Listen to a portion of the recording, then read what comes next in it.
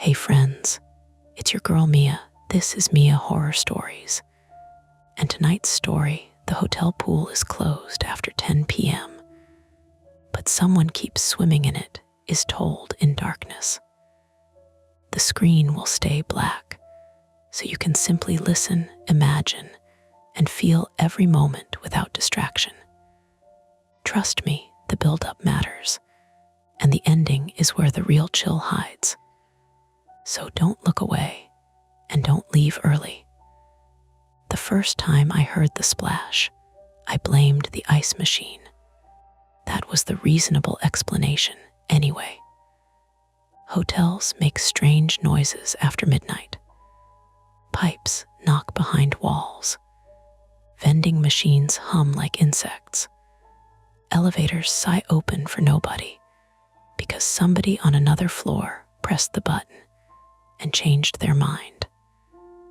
And the ice machine outside room 214 at the Gulfview Palms Inn had already spent the night coughing frozen cubes into its plastic bin with the exhausted rhythm of a smoker. But this sound came from outside. A flat slap of water, then another. Then the long, wet drag of someone pulling themselves through a pool lane that wasn't supposed to be in use after 10. I was standing barefoot by the balcony door with a toothbrush in my mouth, one hand on the curtain, the other holding my phone as a flashlight because the bedside lamp had started flickering 20 minutes earlier, and I didn't feel like calling the front desk about it. Below me, the hotel pool glowed a chemical blue under 2 weak floodlights. The water trembled in spreading rings. A shape moved through it. Not a shadow, not wind, not a loose pool float. A person. I'm Emily Hart, 32, female, from Raleigh, North Carolina, and I'd come to Clearwater Beach for the least dramatic reason possible. A 2-day dental equipment conference I didn't even want to attend. I sell sterilization units and replacement parts to clinics across the Southeast, which sounds fake until you've spent 6 hours explaining autoclave maintenance to a man who keeps calling every nozzle a tiny metal mouth. My company had booked me at the Gulfview Palms because the conference hotel was full, and because Gulfview apparently meant you could see a strip of dark water if you leaned far enough over the balcony and didn't mind looking past a Waffle House sign. I was tired in the way travel makes you tired, not just sleepy. Scuffed, airport air still on my skin. The back of my throat tasted like toothpaste and old coffee. My suitcase was open on the second bed, clothes spilling out because I had promised myself I'd unpack, and then immediately decided that was a problem for a better version of me. Down in the pool, the swimmer turned at the far end without touching the wall. That was the first part I noticed. They reached the tiled edge, slowed, and changed direction just short of it, as if the wall were something they didn't want to touch. I pulled the curtain wider. The balcony glass was humid on the outside, fogged around the edges by Florida heat. I wiped it with my palm and left a smear. The pool deck below was empty, except for stacked lounge chairs, a row of closed beige umbrellas, and the white sign by the gate. Pool HOURS. 7 a.m., 10 p.m., no lifeguard on duty, gate LOCKS. Automatically, the gate wasn't locked. It stood open by maybe 6 inches, nudging back and forth with a soft metal tick whenever the breeze pushed through the palms. Behind me, Mara made a sleepy sound from the bed. I turned with the toothbrush still in my mouth. Mara Voss, 34, female, from Boston, Massachusetts, was my coworker, occasional conference roommate, and the kind of person who could fall asleep sitting upright while telling you she wasn't tired. She handled Northeast accounts, which meant she had the unshakable patience of someone who'd been yelled at by dentists in 3 states before lunch.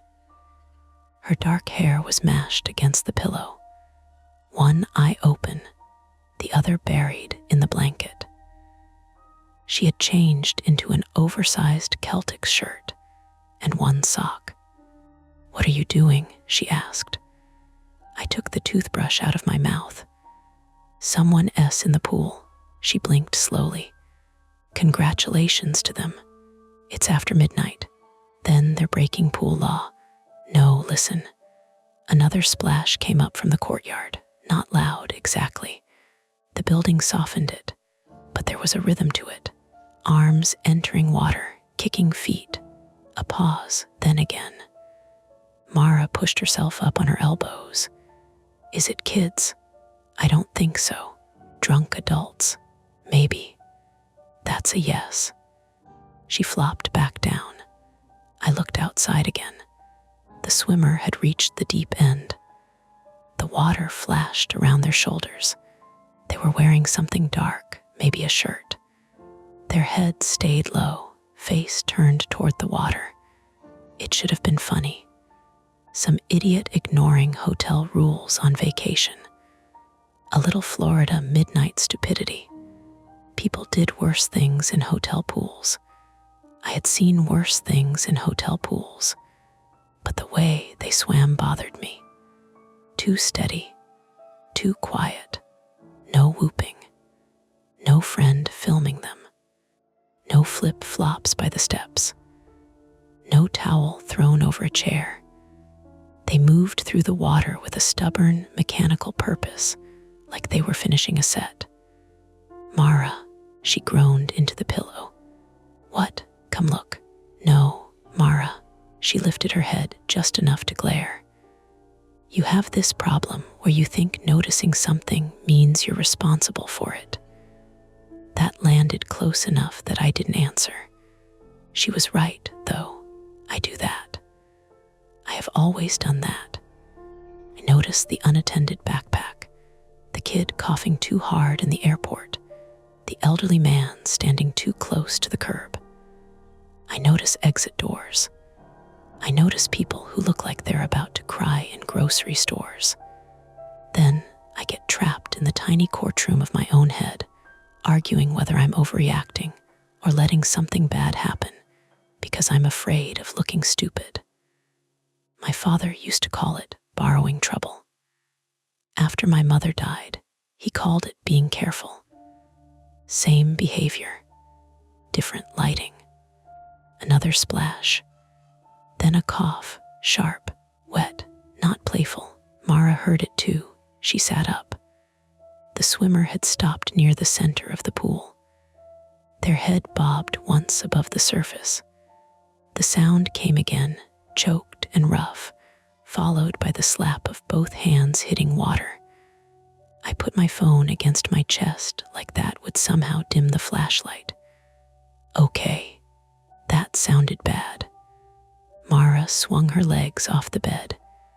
Maybe they swallowed water. They're still swimming. The figure moved again, slower now, angling toward the shallow end. Mara stood beside me, squinting through the glass. "Do you see anyone else?"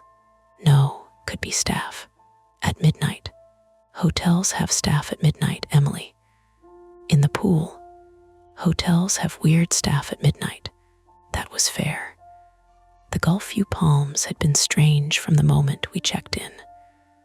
Not horror movie strange. Budget hotel strange. The lobby smelled like lemon cleaner poured over damp carpet. The front desk had a bowl of wrapped peppermints so old they'd gone soft. The elevator displayed the wrong floor numbers, jumping from 1 to 3, and then back to 2 with a cheerful ding, which the desk clerk had described as just a display thing while not making eye contact. At check-in, he had given us 2 key cards and said, "Pool closes at 10," before he told us where breakfast was. Like it mattered more. The clerk was Owen Keene, 26, male, from St. Petersburg, Florida. He had a narrow face, sandy hair tucked behind one ear, and the exhausted politeness of a person working overnight because rent had become a dare. When we'd asked for extra towels earlier, he'd brought them himself in a laundry cart with one squeaky wheel and apologized twice for the humidity in the room, as if he had personally invented weather. He seemed harmless. Nervous, maybe, but harmless.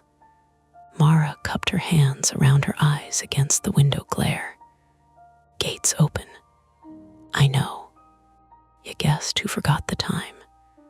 The gate locks automatically. Signs lie, do gates. She gave me a look.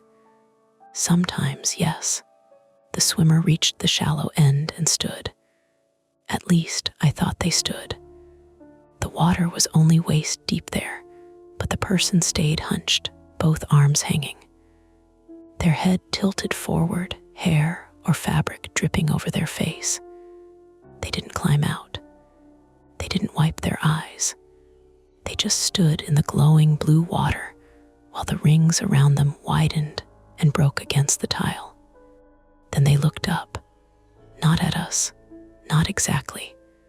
At the hotel, a slow scan of the balconies. I stepped back before I meant to. Mara noticed. You okay? Yeah, you're not. I just don't want them to see us staring. Then stop staring. But neither of us moved. The person in the pool turned toward the ladder. One hand lifted and touched the metal rail. The floodlight caught the water running off their forearm. Pale skin. No wristband. No watch. Then their hand slid away from the ladder, and they lowered back into the water. They started swimming again.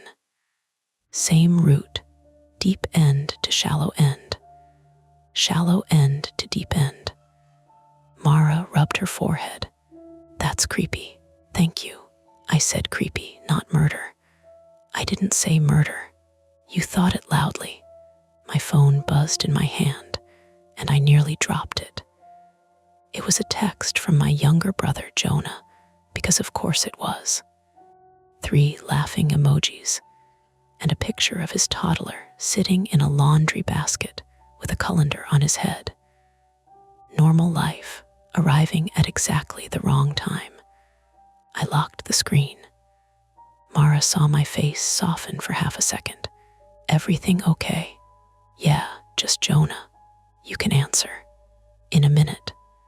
This was another thing I did, postponed normal things, until after the imaginary emergency had been solved. Normal things waited politely. Bad things did not. Outside, the swimmer reached the far wall again and turned without touching it. Mara went to the desk and picked up the laminated hotel phone card. Call the front desk. I don't want to get someone in trouble. Then ask whether the pool is supposed to be open. That's the same thing. No, it's using customer service voice to report trespassing. She handed me the room phone. I stared at it. My private fear, the one I hated admitting even to myself, wasn't water. It wasn't strangers.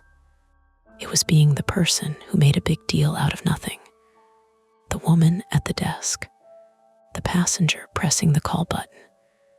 The neighbor who phoned the cops because a car had been parked too long. There's a special embarrassment that comes from trying to help and being wrong. It makes you smaller afterward. It makes you hesitate the next time. Mara knew that about me, though she didn't say it gently. "Emily," she said, "you're allowed to make a 5-second phone call." So I did. The room phone felt sticky against my ear. I pressed 0. It rang 6 times. Then Owen answered, voice thin and awake. "Front desk, this is Owen." "Hi, sorry, this is room 214. Everything okay with the AC?" "No, the AC is fine. I mean, it sounds like a truck dying, but that's not why I'm calling." I closed my eyes. "There's someone in the pool." A pause. "Not long enough." "What room are you in again?" 214. Another pause. Paper rustled on his end, or maybe he covered the receiver with his sleeve. "The pool is closed." "I know, that's why I'm calling." Mara mouthed, "Good." Owen said, "Are you sure it's a person?" I looked through the balcony door. The swimmer's arms flashed out of the water and disappeared again. The splash came a second later through the glass. "Yes," I said, "very sure." "Okay. Sometimes people hop the gate." "The gate is open." This time he didn't answer right away. Mara leaned closer to the phone. Owen came back quieter. "It's open." "Yes. Is the person alone?" "As far as we can see." "Can you describe them?" "Not really. Dark clothes maybe. Adult, I think." Mara whispered, "Say they're coughing." "And they were coughing," I added, "like they swallowed water or something."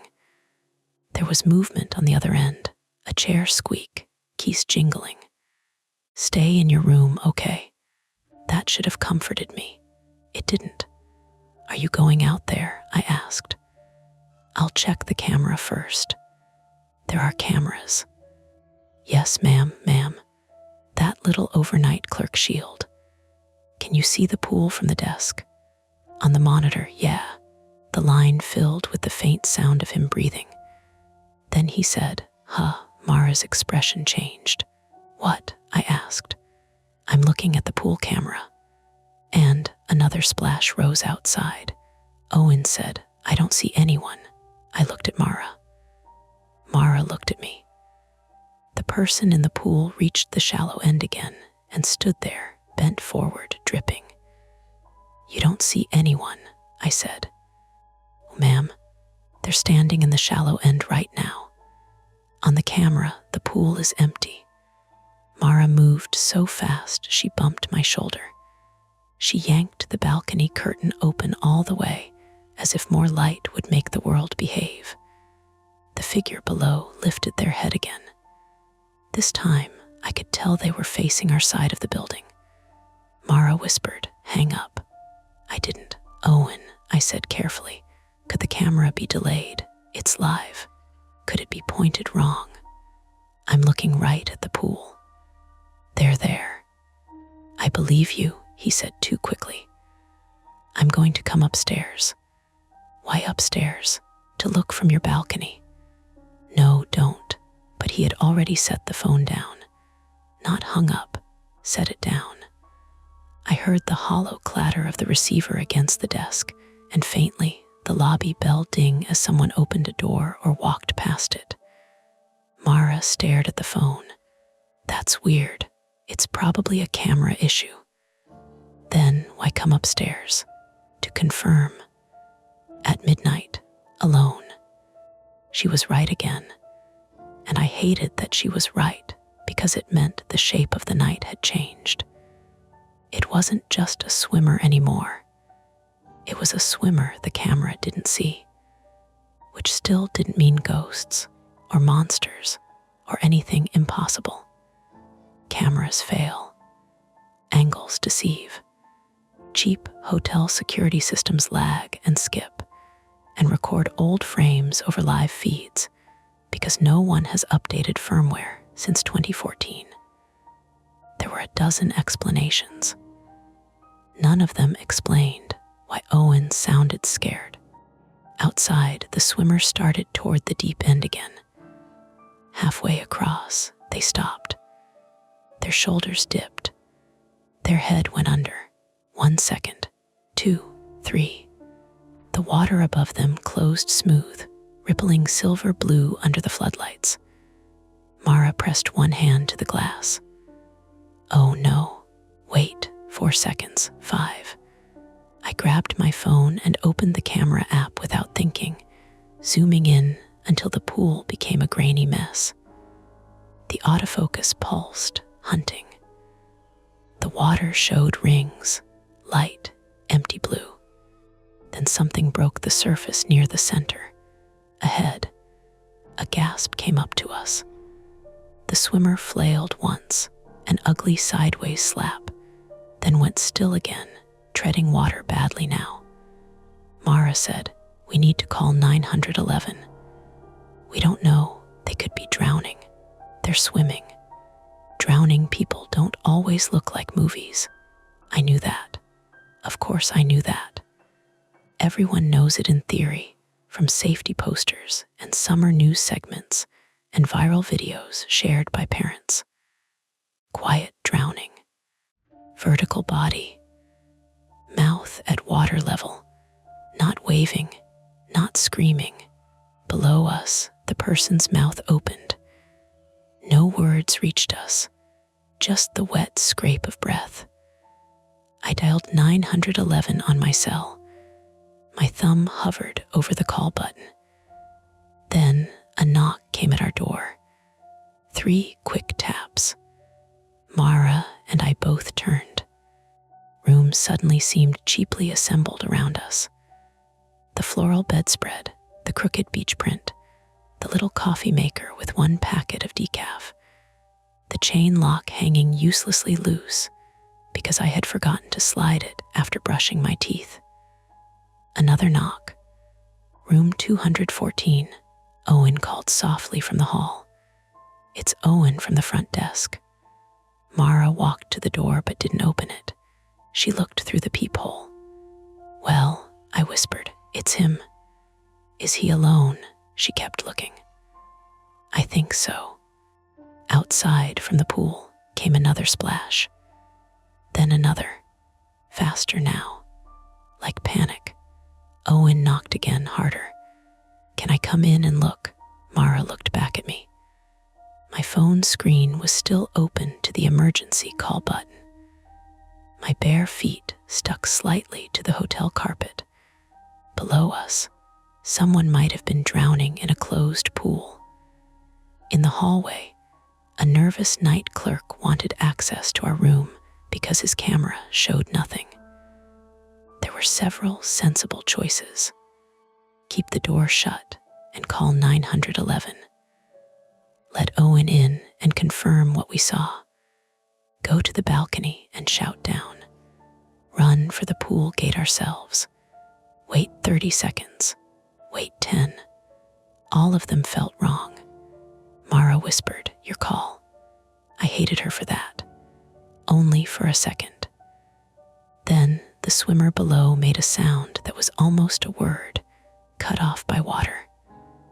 I slid the chain into place with shaking fingers, opened the door as far as it would allow, and looked through the gap at Owen's pale, sweating face. "We're not letting you in yet," I said, "but you can look from here. And I'm calling 911. Owen's eyes flicked past me toward the balcony. Behind us, the pool water slapped hard against tile. He swallowed. Then he said, so quietly I almost missed it, "Don't yell down to them." Mara's voice sharpened.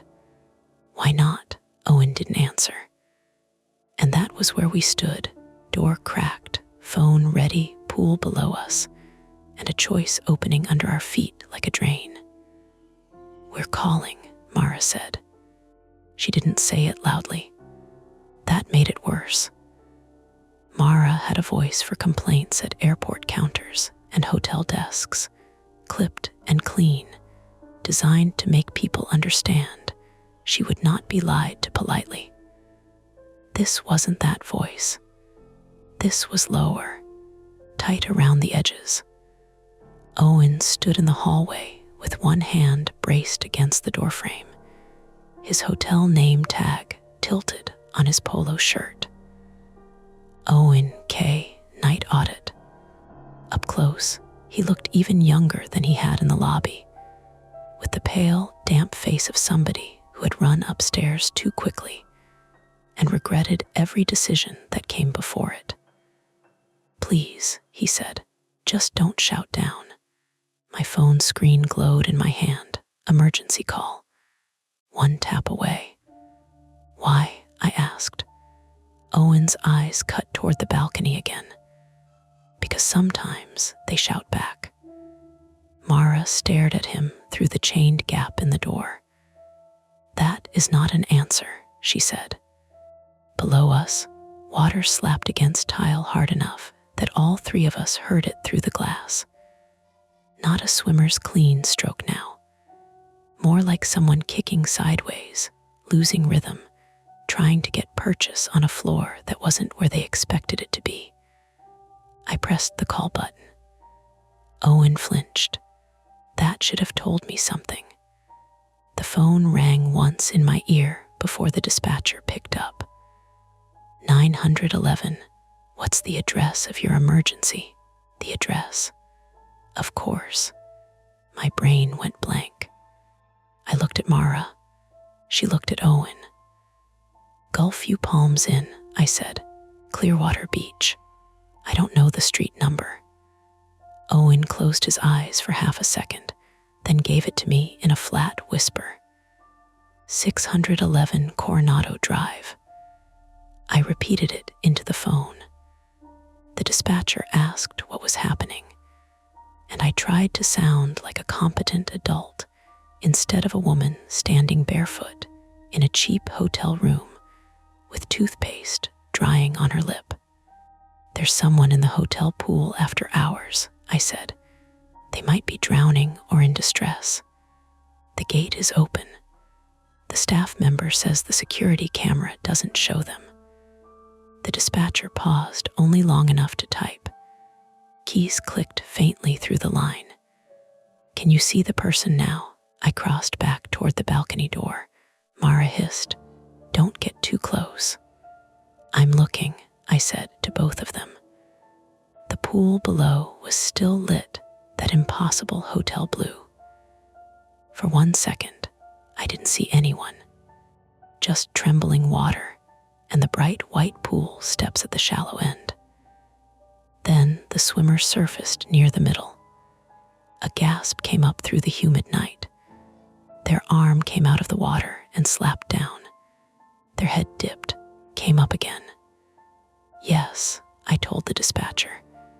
"They're in the center of the pool. They're struggling." "Do not enter the water unless you can do so safely," the dispatcher said, calm in the way trained voices are calm, not because nothing is wrong, but because panic makes instructions slippery. "Are you able to get to the pool area?" "The gate is open," I said. Owen spoke from the doorway. "No," Mara turned on him. "What do you mean, no?" He looked past her, past me, past the room, like he was watching a memory projected over the balcony glass. "Don't go down there," the dispatcher heard him. "Ma'am, who is with you?" "A hotel employee," I said. "He's telling us not to go down." "Can he access the pool area safely?" Owen laughed once. Not humor, air escaping under pressure. Mara unhooked the chain. "Mara," I said. She opened the door fully and stepped back, keeping one hand on the handle. "Get in here or get out of the hallway," she told Owen. "But stop doing spooky clerk nonsense and explain." Owen hesitated, then entered room 214 like he expected the carpet to give way under him. He didn't come far. He stayed by the dresser, shoulders tight, keys clenched in his right hand. The metal teeth clicked against each other with a tiny nervous rhythm. Owen Keene, 26 male, from St. Petersburg, Florida, was no longer just the polite overnight clerk with towel card apologies. In our room, under the weak yellow light, he looked like a man caught between procedure and dread. He had the twitchy attention of someone who had spent too many nights alone with monitors, cameras and noises he couldn't file in the right mental drawer. "The pool camera's been weird for a week," he said. Mara shut the door but didn't lock it. "Define weird." "It drops frames. You said it was live." "It is live, mostly." "Mostly," Mara said. "I was still on the phone. The employee says the camera drops frames." The dispatcher asked if the person in the water was conscious. I looked outside again. The swimmer had moved toward the deep end. Badly, not swimming now so much as fighting the water. Their head went under, up, under again. The sound was wet and broken, breath sucked in too late. "They're conscious," I said, "but barely." A new fear moved through me then, sharper than embarrassment. Not the fear of making a scene, the fear of not making enough of one. "What's the ETA?" I asked. "Units are being dispatched," the dispatcher said. "Stay on the line. If the person goes under and does not resurface, tell me immediately." Time became cruel after that. Every second had weight. Owen rubbed both hands over his face. "We had a kid get in after hours last month," Mara snapped. "Now you mention this. He wasn't hurt. He was drunk, college kid. Security camera didn't catch him until he was climbing out. Manager said it was the angle. We put in a maintenance ticket. And tonight, the camera showed empty water. But the gate alarm went off at 11:52. I turned. "Gate alarm. The latch has a sensor," he said. "If it opens after 10, front desk gets a ping." "What did you do?" Mara asked. I checked the camera. It was empty. "So you ignored it." His mouth tightened. "I logged it." Mara let out a laugh that was all anger. "Oh, good. The drowning person will appreciate the paperwork." Owen's eyes flashed. "I work alone overnight. I'm not supposed to leave the desk unless there's a fire alarm or a medical emergency. This is a medical emergency." I didn't know that then. The swimmer vanished. I stopped breathing. 1 second, 2. "Person is under," I told the dispatcher. Mara moved to the balcony door. "Don't," Owen said. "Shut up," she said. 3 seconds, 4. Then a head burst through the surface near the shallow end, much closer to the steps. The swimmer made a sound I felt more than heard, a ragged pull of air that ended in coughing. "They're up," I said. The dispatcher's voice stayed steady. "Can you identify age or gender?" "No, dark clothing. Adult size. Hair maybe covering their face." Mara unlocked the balcony door and slid it open. Hot, wet air rolled into the room, carrying the smell of chlorine, damp concrete, and the faint sour odor of trash from somewhere behind the building. The night outside was louder with the glass open. A palm frond scraped against stucco. Somewhere on the road, a motorcycle wound up and faded. The pool water made thick, panicked sounds. "Hey," Mara called, before either of us could stop her. "Are you okay?" Owen said. "No, no, no." The swimmer froze. That was the only word for it. They stopped fighting, stopped kicking. For one strange second, they floated upright near the shallow end, water at their shoulders, face angled toward our balcony. The courtyard seemed to hold still around them. Then the person lunged toward the pool steps, not away from us, toward us. Their movements changed completely. No longer weak, no longer confused, fast, hard, splashing with purpose. One hand hit the metal rail. A bare foot slapped onto the first white step. Mara stepped back from the balcony. "What the hell?" The swimmer climbed out. I finally saw more details, none of them comforting, and none of them impossible. Adult, maybe male, maybe not, wearing a black long-sleeved shirt plastered to the body and dark swim trunks or shorts. No shoes, no towel. The face was hidden under wet hair and the angle of the light, but the body moved with sudden, furious coordination. They staggered once on the deck, caught themselves, then turned toward the open gate, toward the stairwell that led up to our floor. Owen bolted for the room door. Mara grabbed his sleeve. "Where are you going?" "To lock the pool access. They're already out, not that one." He yanked free and opened our door so quickly it bounced off the security latch plate and came back into his shoulder. The dispatcher was asking what had changed. "The person got out of the pool," I said, backing away from the balcony. "They're moving fast. They may be coming toward the building." "Lock your door," the dispatcher said. Mara slammed the balcony shut and threw the latch. Owen was halfway into the hall. "There's a service stair by the laundry room. It comes up behind the vending alcove." "That's right outside our room," Mara said. "I know." The hallway beyond him looked empty. Beige carpet, low ceiling, buzzing fluorescent light over the ice machine. Everything ordinary, which made it worse. From outside, below, came the metal shriek of the pool gate opening wider. Then running footsteps on concrete.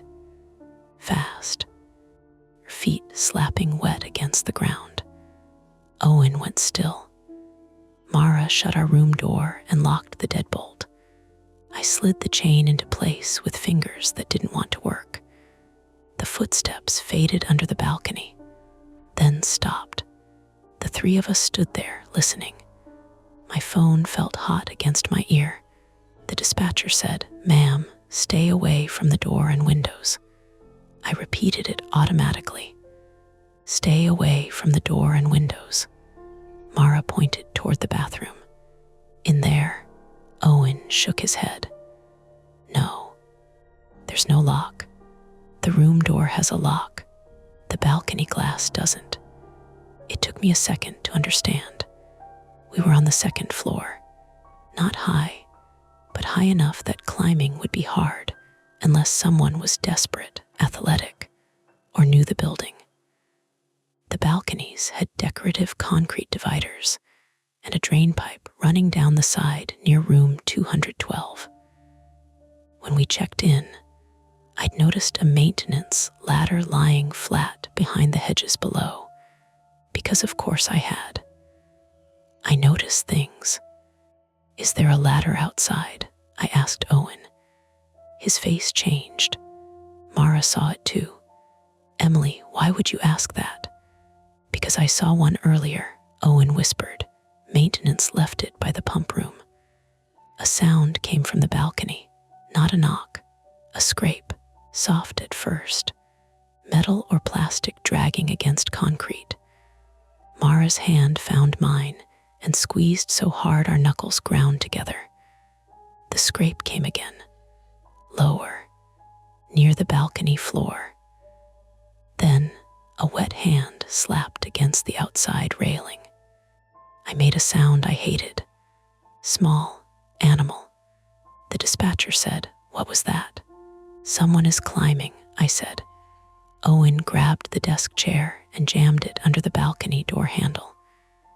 It was a useless hotel room gesture, the kind people do because furniture feels like action. The chair legs skidded on carpet. Mara looked around wildly. Bathroom. Now, we moved, but the room was too small and full of obstacles. My suitcase gaped open beside the bed. Mara tripped on one of my shoes and caught herself on the dresser, knocking the laminated room service card to the floor. The AC unit rattled in the window with a hard metallic cough that made all of us jump. Another wet slap hit the balcony rail. Then fingers curled over it. Pale fingers. The person outside pulled themselves up enough for us to see the top of their head through the lower half of the glass. Wet hair stuck to their forehead. Their face stayed down. They were breathing hard. Human. Completely human. That made it worse in a different way. Owen picked up the hotel phone from the nightstand, realized it was still connected to the front desk, and slammed it down. "The lock on the service stair," he said. "I can trigger it from the desk." "What?" Mara said. "The maglock. If they get inside that way, they can reach every floor. Then trigger it. I have to be at the desk." Mara stared at him. "You came up here without locking it." "I didn't think." "No, you didn't." The balcony door shook. Not hard enough to break. Testing. Once. Twice. The person outside lifted their head. I saw their face then, flattened and distorted by glass and reflected room light. A man, I thought. White, maybe late 30s or 40s. His lips had a bluish cast from the water or the light. One cheek was scraped raw. There was a strip of silver duct tape stuck to his shirt near the collarbone, dangling loose like it had been torn from something. His eyes moved past Mara, past Owen. They landed on me. He mouthed something. I couldn't hear it through the glass. Mara said, "Do not open that door." The man mouthed it again. 2 words maybe, or 3. His hand rose and pressed flat against the glass, leaving a wet print that slowly slid downward. Then the lights went out. Not just our room, everything. The lamp, the bathroom light, the pool lights outside, the buzzing hallway strip under our door. The AC died with a final rattle. Darkness dropped so suddenly my eyes filled with shapes that weren't there. Mara swore. The dispatcher's voice continued in my ear, thin and distant. My cell still worked. Its screen lit my hand blue-white, showing Mara's face cut in half by shadow and Owen's mouth open like he had forgotten how to breathe. From outside the balcony came a thud. Then glass creaked in its frame. Owen whispered, "Power failure," Mara said. "No kidding." "The locks," he said. "What about them?" "The gate. The service stair. Aglocks fail open." The concrete problem landed in the room with us. A person who had pretended to be drowning, or had been drowning until we called out, was on our balcony. The hotel had lost power. The electronic locks Owen needed to secure the service stair had failed open. Police were coming, but not here yet. The hallway outside our room was dark, and somewhere below us, any door controlled by the hotel's cheap electrical system had just become a suggestion. The balcony door jerked again. Harder, the chair wedged under the handle squealed against the carpet. The man outside finally made a sound we could hear through the glass. Not a scream, a hoarse, urgent whisper. "Open it." Mara backed toward the bathroom, pulling me with her. Owen looked at the main door, then at the balcony, then at the dark hallway beyond the thin slab of wood and deadbolt. "We can't stay here," he said.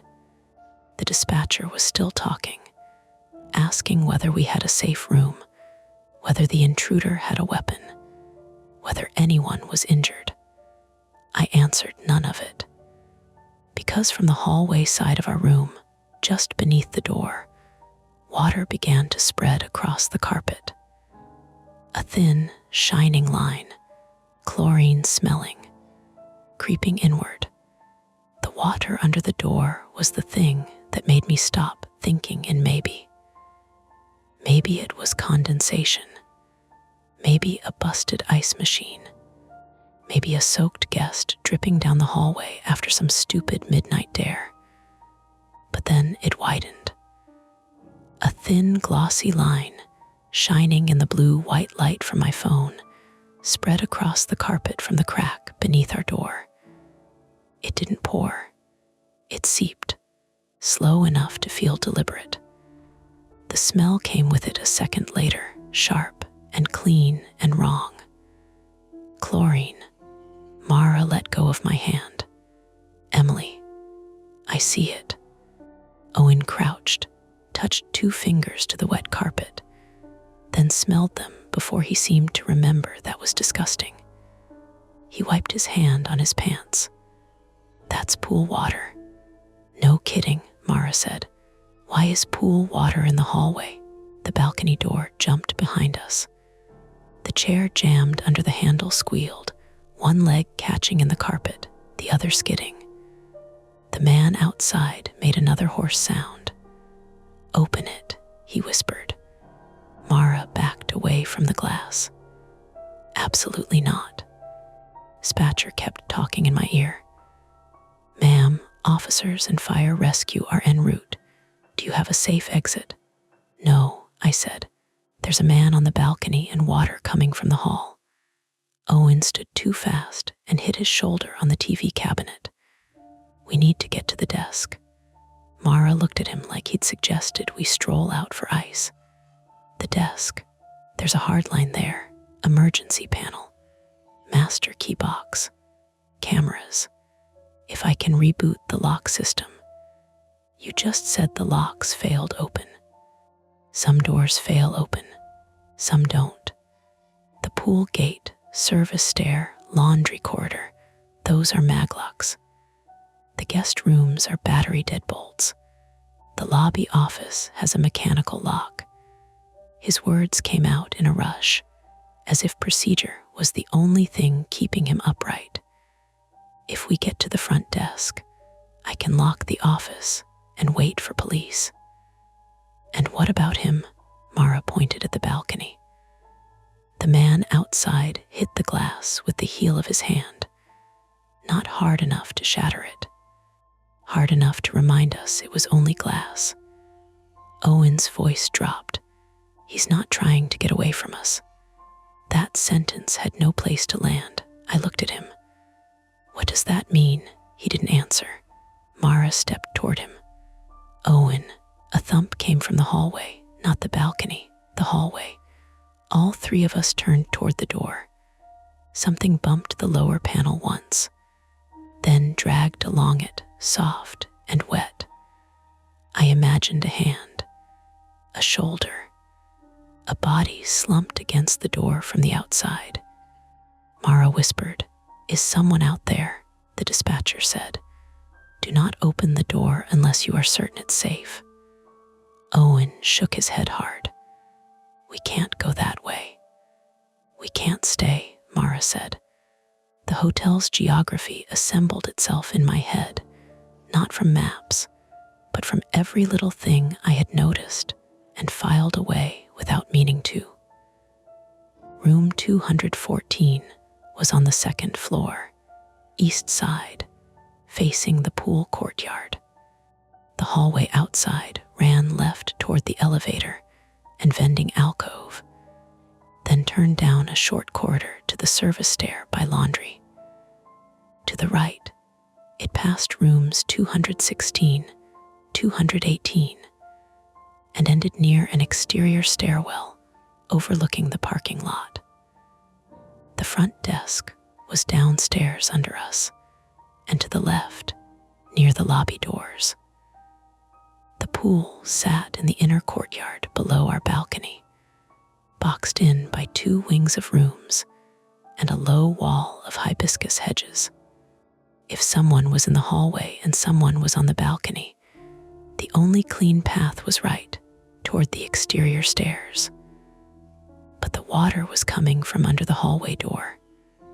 How deep? I asked. Mara stared at me. What? The water in the hall? Is it just a spill, or is it flooding? Owen looked at the carpet. could be from the ice machine. The ice machine isn't chlorine. No, but if the power cut the pump, he stopped himself. What? I said. He swallowed. There's a maintenance closet behind the vending alcove. Pool, chemical feed, and irrigation controls run through there. Mara said, why would pool water run through the second floor hallway? It wouldn't. The balcony door jolted again. The chair slipped an inch. The man outside said, please. That was new, not a command. A plea. It sounded torn up, almost voiceless, squeezed through a throat scraped raw by chlorine and panic. My thumb tightened around the phone. He said, please. Mara's eyes stayed on the glass. People can say please and still hurt you. I knew that. I had learned that in small, ordinary ways, not dramatic ones. Men who crowded elevator doors but smiled. Clients who called me sweetheart and then asked me to step into private storage rooms to check outlets. A stranger at a gas station who once said he just needed directions and then followed me 2 aisles into the attached convenience store. Please was not proof of innocence. Still, the man's fingers trembled against the glass. His face dropped below the balcony rail for a second. When he came back up, his mouth shaped words again. Not open it this time. Something else. Mara squinted. What's he saying? I moved 1 step closer before Mara grabbed my arm. Don't. I'm not opening it. Through the glass, through the dark, through reflections of our phone light and Owen's white face, I tried to read the man's lips. Not alone. Or maybe not Owen. The room tilted slightly around that possibility. I looked at Owen. He was looking at the man outside, and whatever was on his face wasn't just fear. It had recognition in it. You know him, I said. Owen's mouth opened. From the hallway came another bump. Then a voice. Front desk. It was muffled by the door and the outage, but human, male. Agitated. Hey, anybody there? Mara exhaled in relief. Another guest. Owen whispered, don't answer. The voice outside got louder. My kid's room is flooding. Hello. A small cry followed it. A child maybe, or someone trying not to cry. That sound cut through me. It went under my ribs. I moved toward the door. Mara caught me again.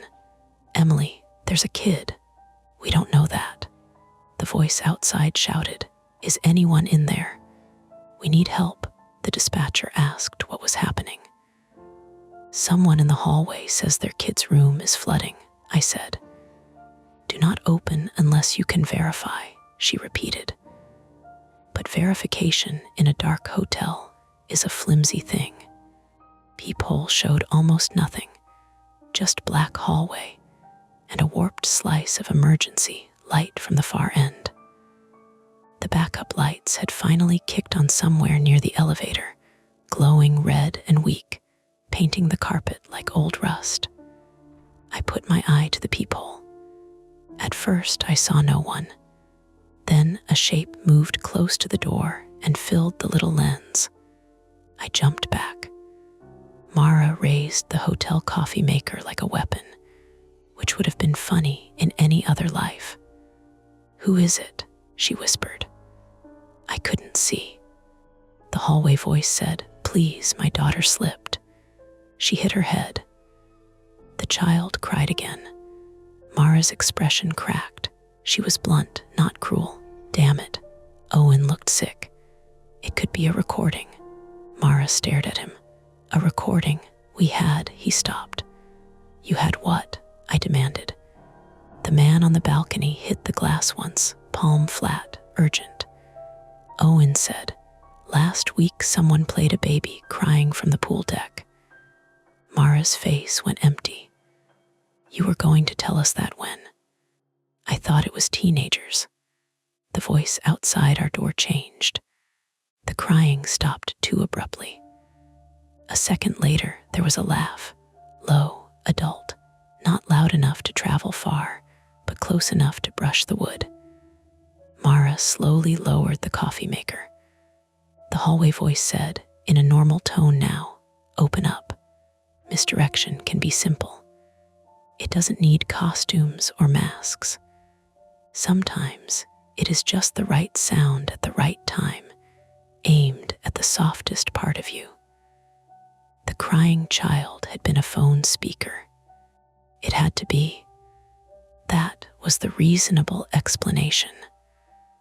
A recording held low outside the door by someone who understood exactly what people like me would do. My legs felt weak with the delayed shame of almost opening it. Mara said, "Bathroom. Now." This time we moved. Owen grabbed the room's metal trash can and used it to scoop up my suitcase handle, dragging the suitcase across the carpet and jamming it sideways between the beds, creating a stupid little barricade that might slow someone for half a second. Mara pulled the mattress halfway off her bed and shoved it toward the balcony door. I kept the dispatcher on speaker now, my phone balanced in my shaking hand.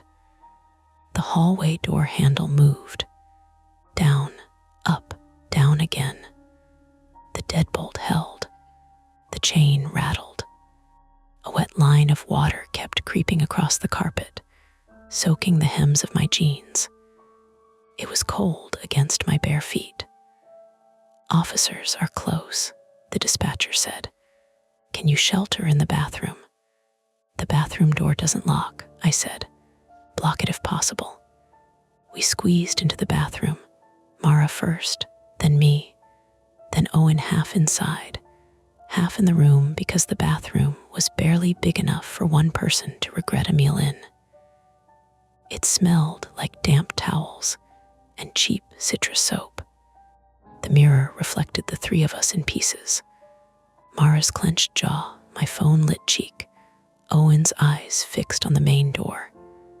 The balcony glass cracked. Not shattered, cracked.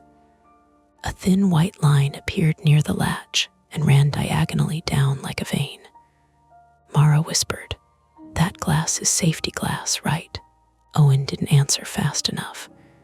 The main room door shook once from the hallway side, then again. 2 directions now, balcony and hall.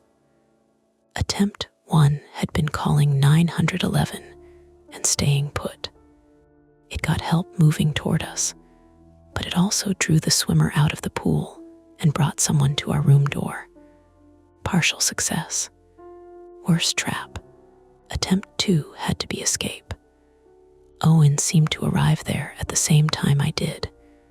"Exterior stairs," he said, "right side of the hall, away from the vending alcove." "There's someone in the hallway," Mara said. "Maybe one person. Maybe near the left side. The exterior stairs are right, 10 yards.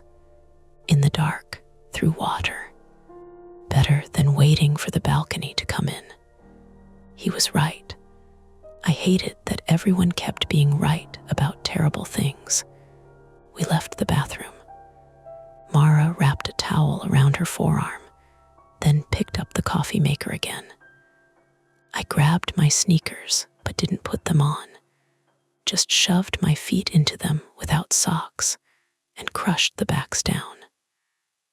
Owen held his keys between his fingers, not like a weapon exactly, more like a nervous habit pretending to be one. At the main door, I looked through the peephole again. Empty.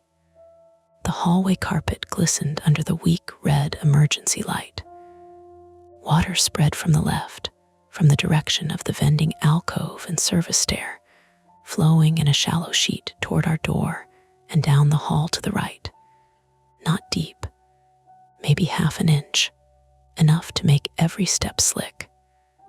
"Clear," I whispered. Mara said, "On 3. Owen said, Stay right. Don't use the elevator. Exterior stairs down to parking lot. Then around front to the lobby doors. The balcony door banged behind us. The chair gave another inch. Mara counted 1, 2. On 3, Owen opened the door. Cold, wet air rolled in from the hallway. We stepped out. The carpet squished under my sneakers. The emergency lights hummed faintly, battery-powered, red boxes over the elevator end and above the exterior stairwell door. To the left, the corridor led toward the vending alcove. The ice machine stood there in shadow, its front panel open, water dripping steadily from inside. Beyond it was the service stair door, propped open with a yellow wet floor sign. To the right, rooms 216, 218, 220, then the exterior stair door with its red glow. We went right. Mara first, coffee maker raised, me behind her, phone in one hand, 911 still connected. Owen last, turning backward every few steps. We made it past 216. Then the door to 218 opened. A woman stepped out in pajamas, hair wrapped in a towel, holding a toothbrush. For one split second, she looked more startled than scared. Claire Donnelly, 41, female from Manchester, England, appeared in the hallway like a normal hotel guest dropped into our nightmare. Later, I would learn she was a travel nurse visiting her sister in Tampa, rerouted to Clearwater after a delayed flight. In that moment, she was just a pale woman blinking at 3 strangers running through water with a coffee maker. "What's happening?" she asked. Mara said, "Go back inside and lock your door." Claire looked down at the wet carpet. "My bathroom's backed up. I was going to call." A sound came from the left end of the hall. Bare feet in water, fast. Owen shouted, "Run!" Claire's eyes widened. Mara grabbed her sleeve and yanked her with us. The 4 of us splashed toward the exterior stair door. Behind us, someone rounded the corner by the vending alcove. Not the wet man from the balcony. This person was shorter, broader, wearing a dark hoodie and a plastic poncho that shone under the emergency light. Their face was covered by a pale blue surgical mask and a baseball cap pulled low. In one hand, they held a phone. In the other, something long and black. At first, I thought gun. My body went stupid with fear. Then the object swung down and struck the wall with a hollow plastic crack. Not a gun. A pool skimmer pole collapsed short. Realistic, ridiculous, dangerous enough. Mara shoved Claire through the stair door. I followed, slipping on the wet threshold and banging my knee hard against the metal frame. Pain flashed up my thigh. My phone clattered against the wall but stayed in my hand. The dispatcher's voice crackled. "Ma'am, are you still there?" "Yes," I gasped. "We're on the exterior stairs." Owen slammed the door behind us and twisted the mechanical latch. It caught. For 1 second, relief. Then the handle on the other side turned. The latch held. A hard strike hit the door. Claire whimpered, then clapped a hand over her mouth as if ashamed of the sound. The exterior stairs were concrete, open to the parking lot, slick with humidity. They dropped in 2 flights, one landing halfway, then down to the ground level beside the laundry room and vending machine storage area. Beyond that, the parking lot stretched toward Coronado Drive, streetlights shining on rows of cars with vacation coolers and beach chairs piled in back seats. Down, Owen said. We descended too fast. My bruised knee buckled on the third step. Mara caught me by the back of my shirt and nearly choked me upright. Keep moving, she said. I am. You're limping. I'm dramatically moving. Not the time. Above us, the stair door banged again. Claire was breathing in short, high pulls. Who are they? We don't know, Mara said. Owen said nothing. At the ground floor landing, we saw the next problem. The lower stair gate was chained from the outside. A thick chain looped through the crash bar and railing, secured with a padlock. Not hotel hardware, new chain, hardware store bright. Owen grabbed it and yanked. No. Mara pushed past him. Keys. That's not our lock. The masked person hit the upper stair door again. Once. Twice. Then the sound stopped. That was worse. We stood trapped on the lower landing, 10 feet above the parking lot, visible to anyone below, and sealed away from it by a chain someone had put there on purpose. The only way back was up, through the second floor door. The only way forward was down through a locked gate. Attempt 2 had failed, or half failed. We had escaped room 214, found Claire, learned there was at least one more person inside the hotel, and discovered the exterior exit had been sabotaged. The trap tightened another notch. Owen looked over the railing. We can climb. It's a 10-foot drop, Claire said. 8 maybe, to concrete. Mara tested the chain again. We need bolt cutters. In maintenance, Owen said. Where is maintenance? He pointed through the bars to the ground level beneath us, where a narrow covered walkway ran behind the laundry room toward the pool equipment enclosure. There. Mara stared at him. Of course it is. Inside the hotel, somewhere behind the stairwell wall, a fire alarm began to chirp. Not a full siren, a dying battery chirp, high, spaced out. Then the sprinklers went off in the second floor hallway. We heard them through the stair door, a sudden hiss, then water hammering carpet and walls. Not pool water now. Clean water, metallic and forceful, pouring from ceiling heads triggered by heat, smoke, or tampering. Owen's face drained. They pulled the alarm valve. Can that flood the hall? I asked. Yes, the water under our door then had been the beginning of sabotage, not some impossible pool tide. The ice machine panel open. The wet floor sign propping the service door. Someone had been moving through the staff areas, opening valves, killing power, using water to make the hotel unsafe and chaotic. A police siren sounded in the distance. Far, but real. Claire started crying silently, tears cutting clean tracks down her face. Then my phone buzzed with a low battery warning. 10%, the dispatcher said. Units are arriving nearby. Can you get to the front entrance? No, I said. We're trapped in the exterior stairwell. Ground gate chained. Owen looked through the bars toward the parking lot, then stiffened. What? Mara asked. He pointed.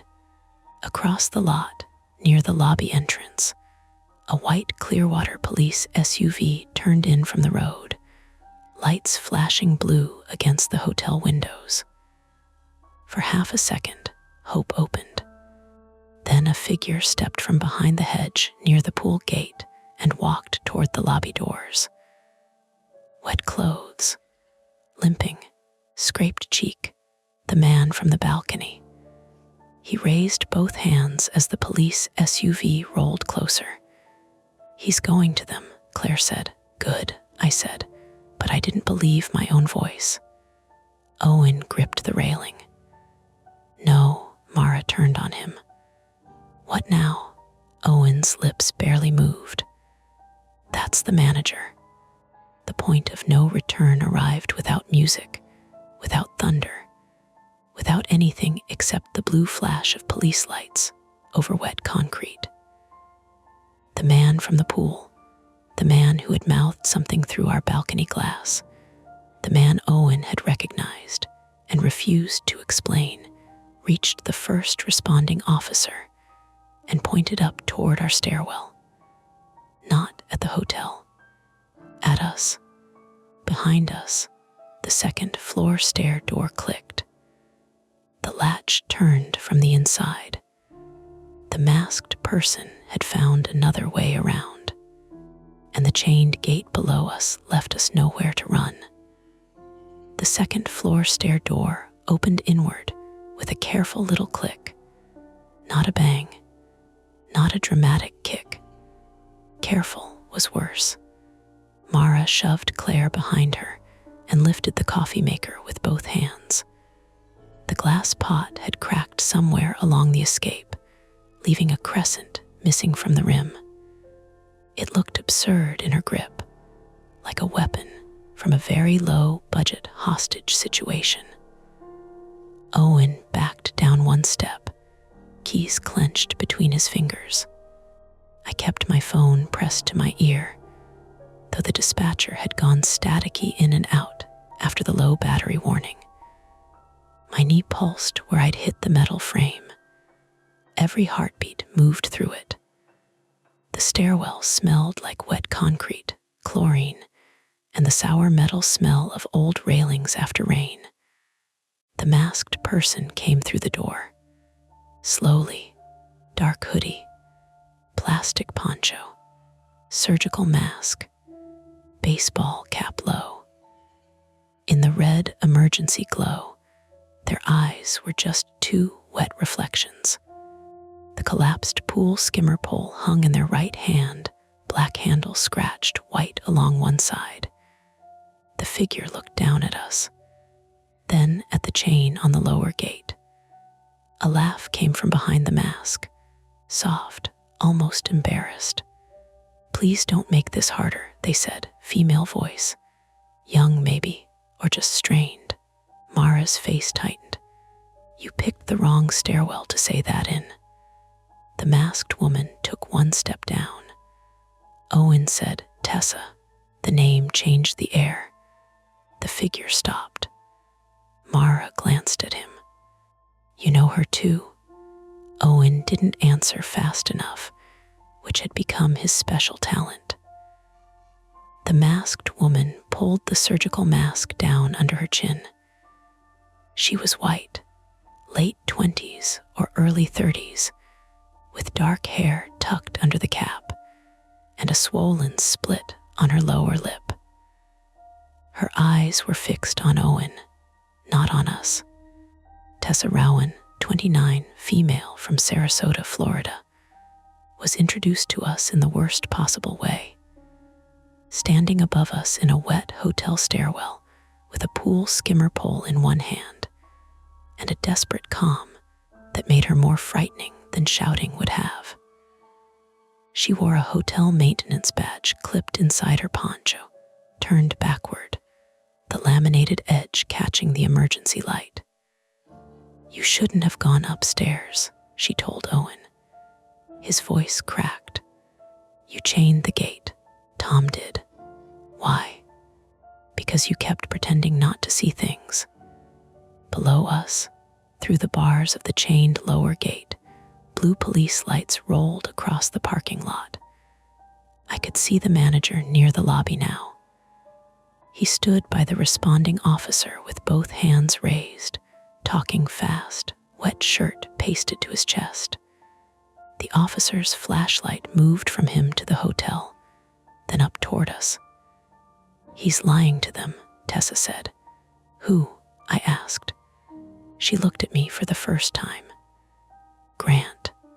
The manager had a name now. Grant Pike, 46, male, from Tampa, Florida, owner-manager of the Gulfview Palms Inn, was on the ground below us looking like a victim because wet clothes and a scraped face tell a very persuasive story from a distance. He pointed again toward the stairwell. The officer followed the line of his hand. Mara said, "Then tell the cops, not us." Tessa started down another step. "We tried." Owen whispered, "Tessa, what did you do?" That was when the hard line between fear and guilt became obvious. Owen hadn't just been hiding information from us. He had been hiding from it himself. From reports, he logged instead of escalated. From camera glitches, he accepted because the manager said not to make trouble. From alarms that could be explained away if you were tired enough and paid badly enough. The dispatcher crackled in my phone. "Ma'am, are you able to see officers?" "Yes," I said, loud enough for everyone. "We're trapped in the right side exterior stairwell. One woman with a skimmer pole is above us. The lower gate is chained. The hotel manager is outside with police." Tessa's eyes flicked to the phone. "So they can hear me," she said. "Maybe. Good." She raised her voice. "Grant Pike locked me in the pump room tonight. He was moving boxes from the maintenance closet into his truck. Chemicals, old DVR drives, cash bags. I don't know. I caught him." Owen shook his head. "No. Yes," she snapped. "And when Jonah found out—" "Who's Jonah?" Mara demanded. Tessa swallowed. "Pool contractor. Not your brother," she added to me, because maybe my face changed at the name. "Grant called him after the first complaint last month. Jonah said the gate lock had been bypassed from inside, and the camera feed was patched through an old splitter. Grant didn't want to report." The wet man below Grant kept talking to the officer. The officer's hand hovered near his radio. Claire spoke for the first time since the landing. Her voice shook, but she managed to make it sharp. "Why was he in the pool?" Tessa looked past us, toward the courtyard we couldn't see from the stairwell. "Because he was trying to get out of the pump enclosure." Owen said, "He was trapped. I trapped him." The words landed hard. Mara shifted the coffee maker. "Okay, that is a thing you should explain very carefully." Tessa's mouth trembled once. Then she steadied it. "He came at me first. I locked him behind the equipment gate and turned off the courtyard lights so I could get to the office. I was going to get the DVR box before he destroyed it." She looked at Owen. "But the front desk was empty because you went upstairs." Owen's face folded. "I was trying to help them." Too late, a shout came from below. The officer had seen us more clearly now. His flashlight hit the stairwell, white and brutal after all that red glow. "Clearwater Police," he called. "Everyone stay where you are. Drop anything in your hands." Mara looked at the coffee maker. "Great," she muttered. Tessa stepped down again. "Don't come closer," Mara said. "I need the phone." "No, I need them to hear before Grant gets them inside. Then talk from there." Tessa's face twisted with frustration. "He has a key to the office. If he gets to the back room, he'll wipe the rest." Owen said, "The office mechanical lock. Grant has the key." The police officer shouted again from below. "Drop the object." Tessa looked down through the bars. "Officer, Grant Pike is not." Grant moved fast. He had been standing with his hands raised beside the first officer. Then, while the officer's attention was on us, Grant turned and lunged toward the lobby entrance. He didn't run like a healthy man. He lurched, favoring one leg, but he knew the layout better than anyone. He hit the glass lobby door shoulder first, and disappeared inside. The officer cursed and ran after him. A second police SUV turned into the lot. For one breath, the stairwell held all of us in indecision. Then Tessa said, "He's going for the office." Owen looked at the chained gate. "We can't get down." Mara stared at the chain. "You said Tom chained it." "Where's Tom?" Tessa went pale. A faint banging came from beneath us, not from the gate, from the ground floor laundry room door below the stairwell, half hidden by the concrete landing and the vending machine storage wall. Bang, bang, bang. Then a muffled male voice shouted, "Tess." Claire grabbed the railing. "There's someone locked down there." Tessa ran down the steps toward us.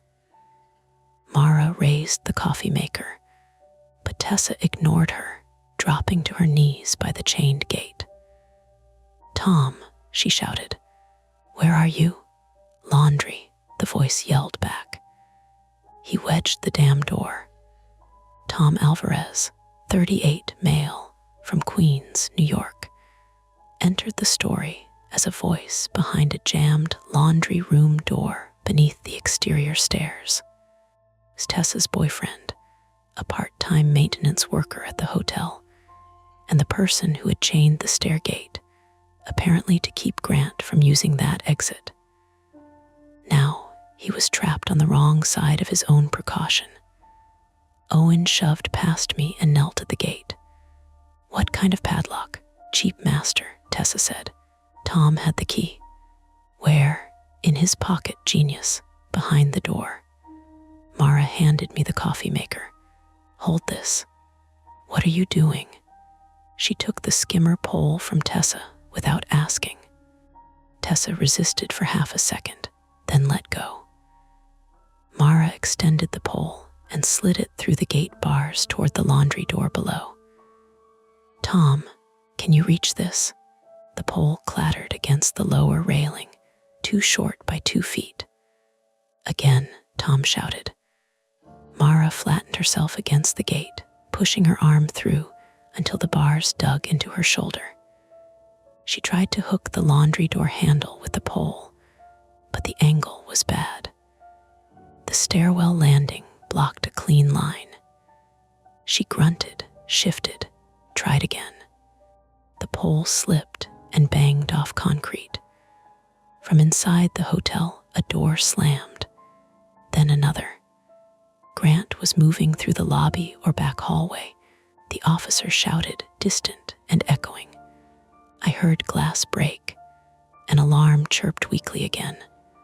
Owen said, "There's another way to the office." Tessa looked up. The staff corridor. He nodded toward the second floor door. Down the service stair, through laundry, past maintenance closet. Mara snapped. "The service stair is where your masked friend came from." "I came from there," Tessa said. "It's clear behind me." "You said that like it means something."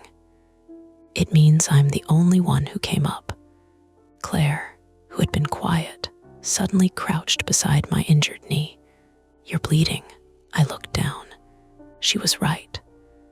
Blood had seeped through the denim where I'd hit the frame, a dark oval spreading just below the kneecap. It wasn't dramatic. It hurt anyway. It hurt more because someone pointed it out. "I'm fine." "Or not, but you can walk," Claire said, with a nurse's brutal efficiency. "Do not kneel on it. Do not run if you can help it." "Noted," I said, and then laughed once because not running was a luxury the hotel had stopped offering. My phone buzzed again. 5%, the dispatcher's voice was barely there now. "Ma'am, stay on the line if you can." I looked at Owen. "Can you get to the office from upstairs?" "Yes." "Can you lock it before Grant wipes whatever he's wiping?" "Maybe." Mara shook her head. "We are not going back inside." Owen stared through the gate toward the parking lot, where a second officer was now cutting across toward us. If Grant gets to the DVR and staff records, everything becomes his word against the soaking wet guests trapped in a stairwell with a woman holding a pool pole, Mara said. Yeah, not ideal, Tessa said. There's video from tonight. Him dragging Jonah into the pump room. Him pulling the main breaker. Him putting duct tape on the emergency latch so it wouldn't catch. Her voice hitched. Jonah's still in there. That changed everything. The pool contractor wasn't a backstory name anymore. He was a missing person. Maybe alive. Maybe in the pump room. The banging from the laundry room came again. Officer, Tom shouted. Cut the gate. We got people trapped. The officer below reached the bottom of the stairwell and grabbed the chained gate from the outside. Step back. We all moved up a few steps. For a wild second, I thought this was it. Police had arrived. Gate would open. We would be done. Then something cracked inside the lobby. A gunshot, not near us, not aimed at us, but unmistakable, flat, deafening in the open night. Everyone froze. Then a second sound followed it, not another shot, but a man yelling in pain. The officer at the gate looked back toward the lobby. His radio exploded with voices. Stay there, he shouted at us, then ran toward the lobby, leaving the chain intact. Mara stared after him. You have got to be kidding me. No rescue, not yet, Owen stood. We go up. No, Mara said. We go up through the second floor hall, left to service stair, down to staff corridor. Office is straight past laundry. I know the route, Tessa nodded. And the pump room is past maintenance through the courtyard gate. Claire said, there may be a man injured in there. Mara looked at me then, not at Owen, not Tessa, at me, because she knew what that did to me. The possibility of someone alive, because I was too afraid to make the wrong choice. My knee throbbed. My phone was dying. My throat tasted like old toothpaste and adrenaline. We go, I said. Mara closed her eyes. I hate you a little. I know. We climbed. Every step hurt. Claire stayed beside me, one hand hovering near my elbow, but not grabbing unless I wobbled. Tessa led, unarmed now, hands visible. Owen followed with his keys. Mara came last, skimmer pole in hand again after snatching it from the landing, because Mara had decided it belonged to her now. At the second floor door, Tessa listened. Nothing. She opened it. The hallway had become a shallow indoor creek. Sprinkler water rained from two heads near the vending alcove, hammering the carpet and bouncing off the open ice machine panel. The red emergency lights made every wet surface look coppery. Doors were shut along both sides. Somewhere a guest sobbed behind one of them. Somewhere else, a dog barked frantically. We turned left this time, toward the vending alcove and service stair. The ice machine gurgled beside us, front panel hanging open. Behind it, I saw the maintenance closet door ajar. Inside, pipes, chemical jugs, a wall panel with labels curling from humidity. A roll of silver duct tape sat on the floor, wet along one edge. The same tape from Grant's shirt. Owen stopped at the closet. There, on the wall, zip-tied to a pipe, was a small black box with blinking green lights and a cable splitter. Cheap, temporary, not hotel standard anything. The camera feed, Tessa said. He patched the pool camera through this. Loop delay. Static frame when he needed it. Mara said, take it. Owen yanked the box loose. The zip tie cut his palm, and he hissed, blood mixing with sprinkler water. He shoved the box under his shirt. We reached the service stair door. Open. Wet floor sign still wedged in place. Down below, voices echoed from the staff corridor. Grant shouting, an officer yelling commands, something heavy sliding. We descended single file. At the bottom, the staff corridor ran straight ahead behind the lobby. To the right was laundry, where Tom still pounded from inside. To the left, the office door stood open. The office lights were out, but a battery backup glowed over the desk. Grant was inside, hunched over a metal cabinet, ripping cables from a DVR unit. The first officer lay on the floor near the doorway, conscious, but curled around his right arm. Blood showed dark on his sleeve. His gun was holstered. A broken glass award plaque lay nearby. So the gunshot had not been Grant shooting. It had been the officer's weapon discharging when Grant smashed the plaque into his arm during the struggle. Terrifying, explainable, still dangerous. Grant turned when he heard us. His face looked ruined by chlorine and panic. Scraped cheek, blue lips, eyes bright and furious.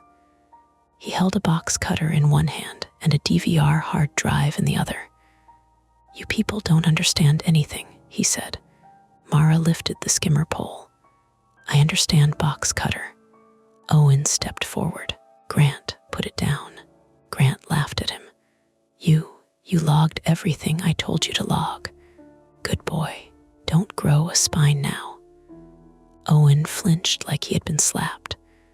That was the wrong thing for Grant to say. Owen moved, not bravely, not cleanly, desperately. He lunged at Grant's wrist. Grant slashed, and Owen jerked back with a red line opening across his forearm. Mara swung the skimmer pole and hit Grant in the shoulder. The pole bent with a cheap aluminum crunch. Grant crashed into the cabinet, dropping the hard drive. I went for it. Stupid, necessary. My bad knee buckled the moment I crouched. Pain shot white up my leg.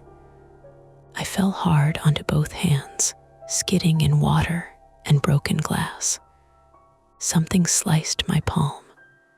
I closed my fingers around the hard drive anyway. Grant saw.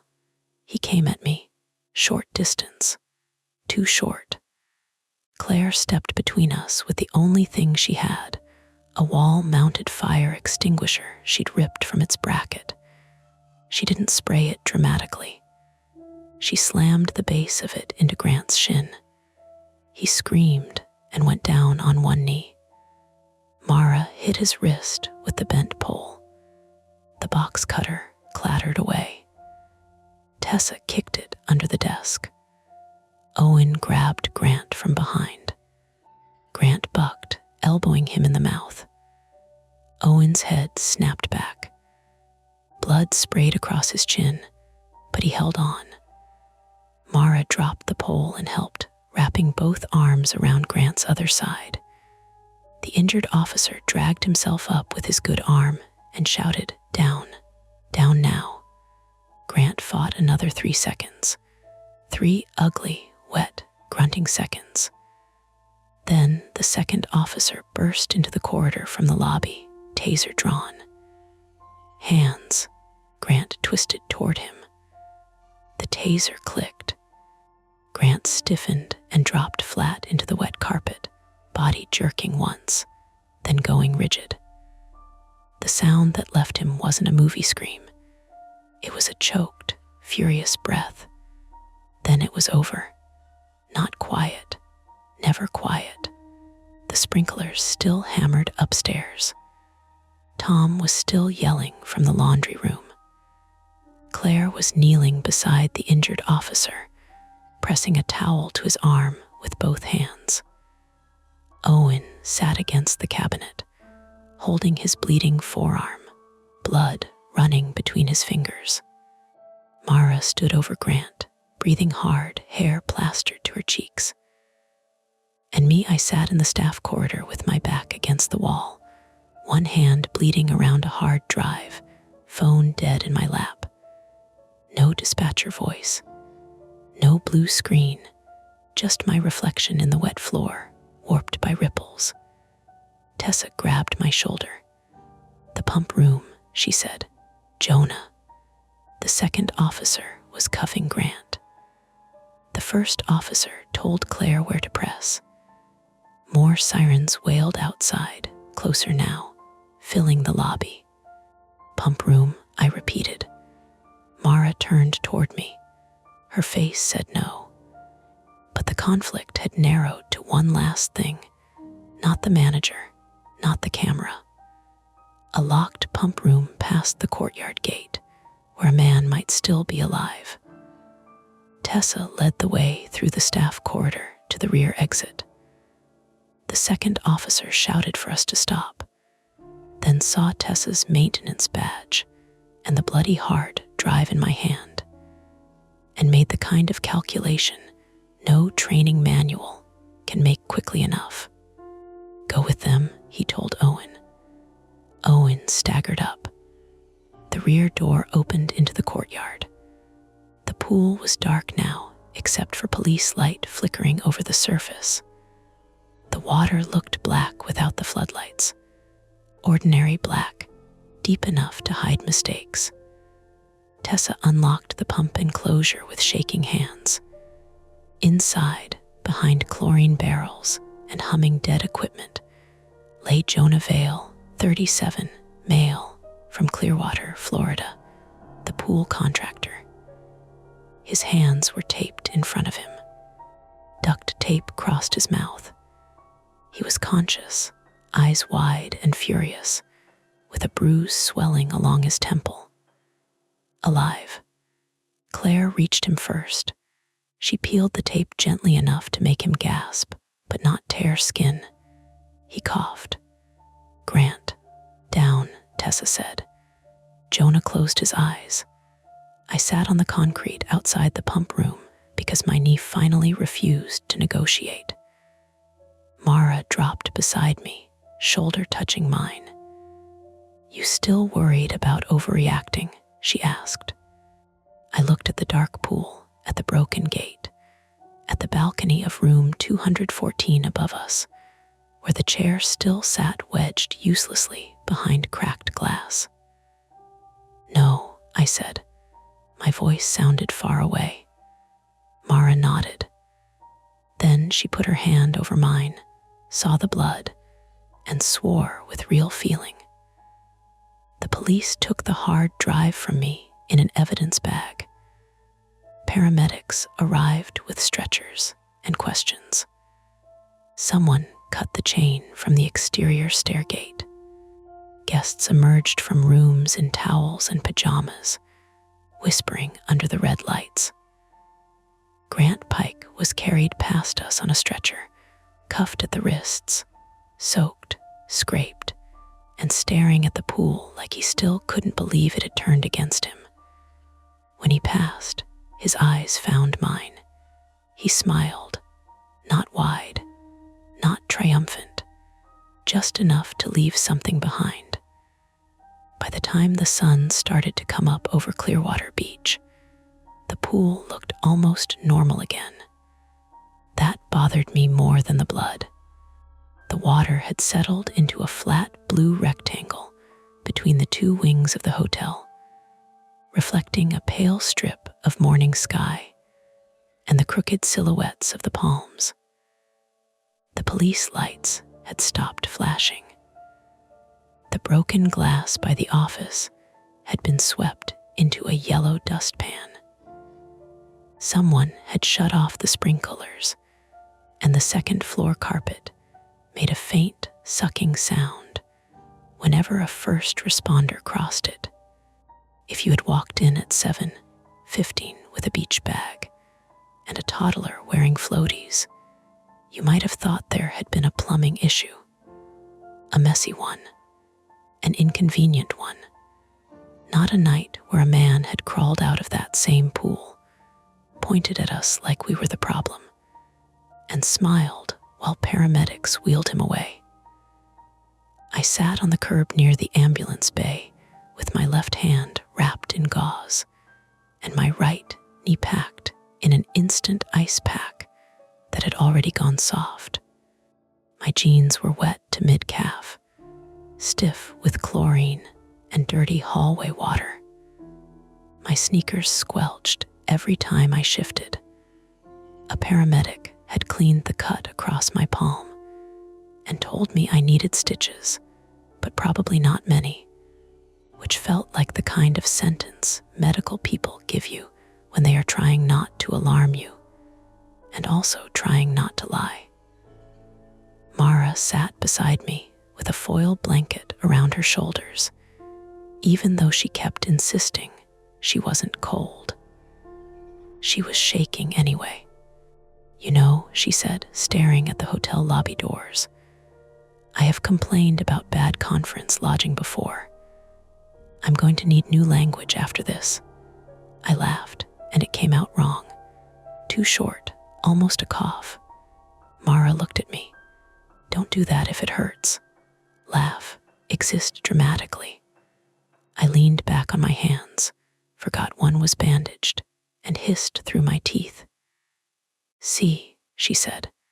Mara Voss, 34, female, from Boston, Massachusetts, had lost her bluntness in tiny patches through the night. It came back whenever she was scared.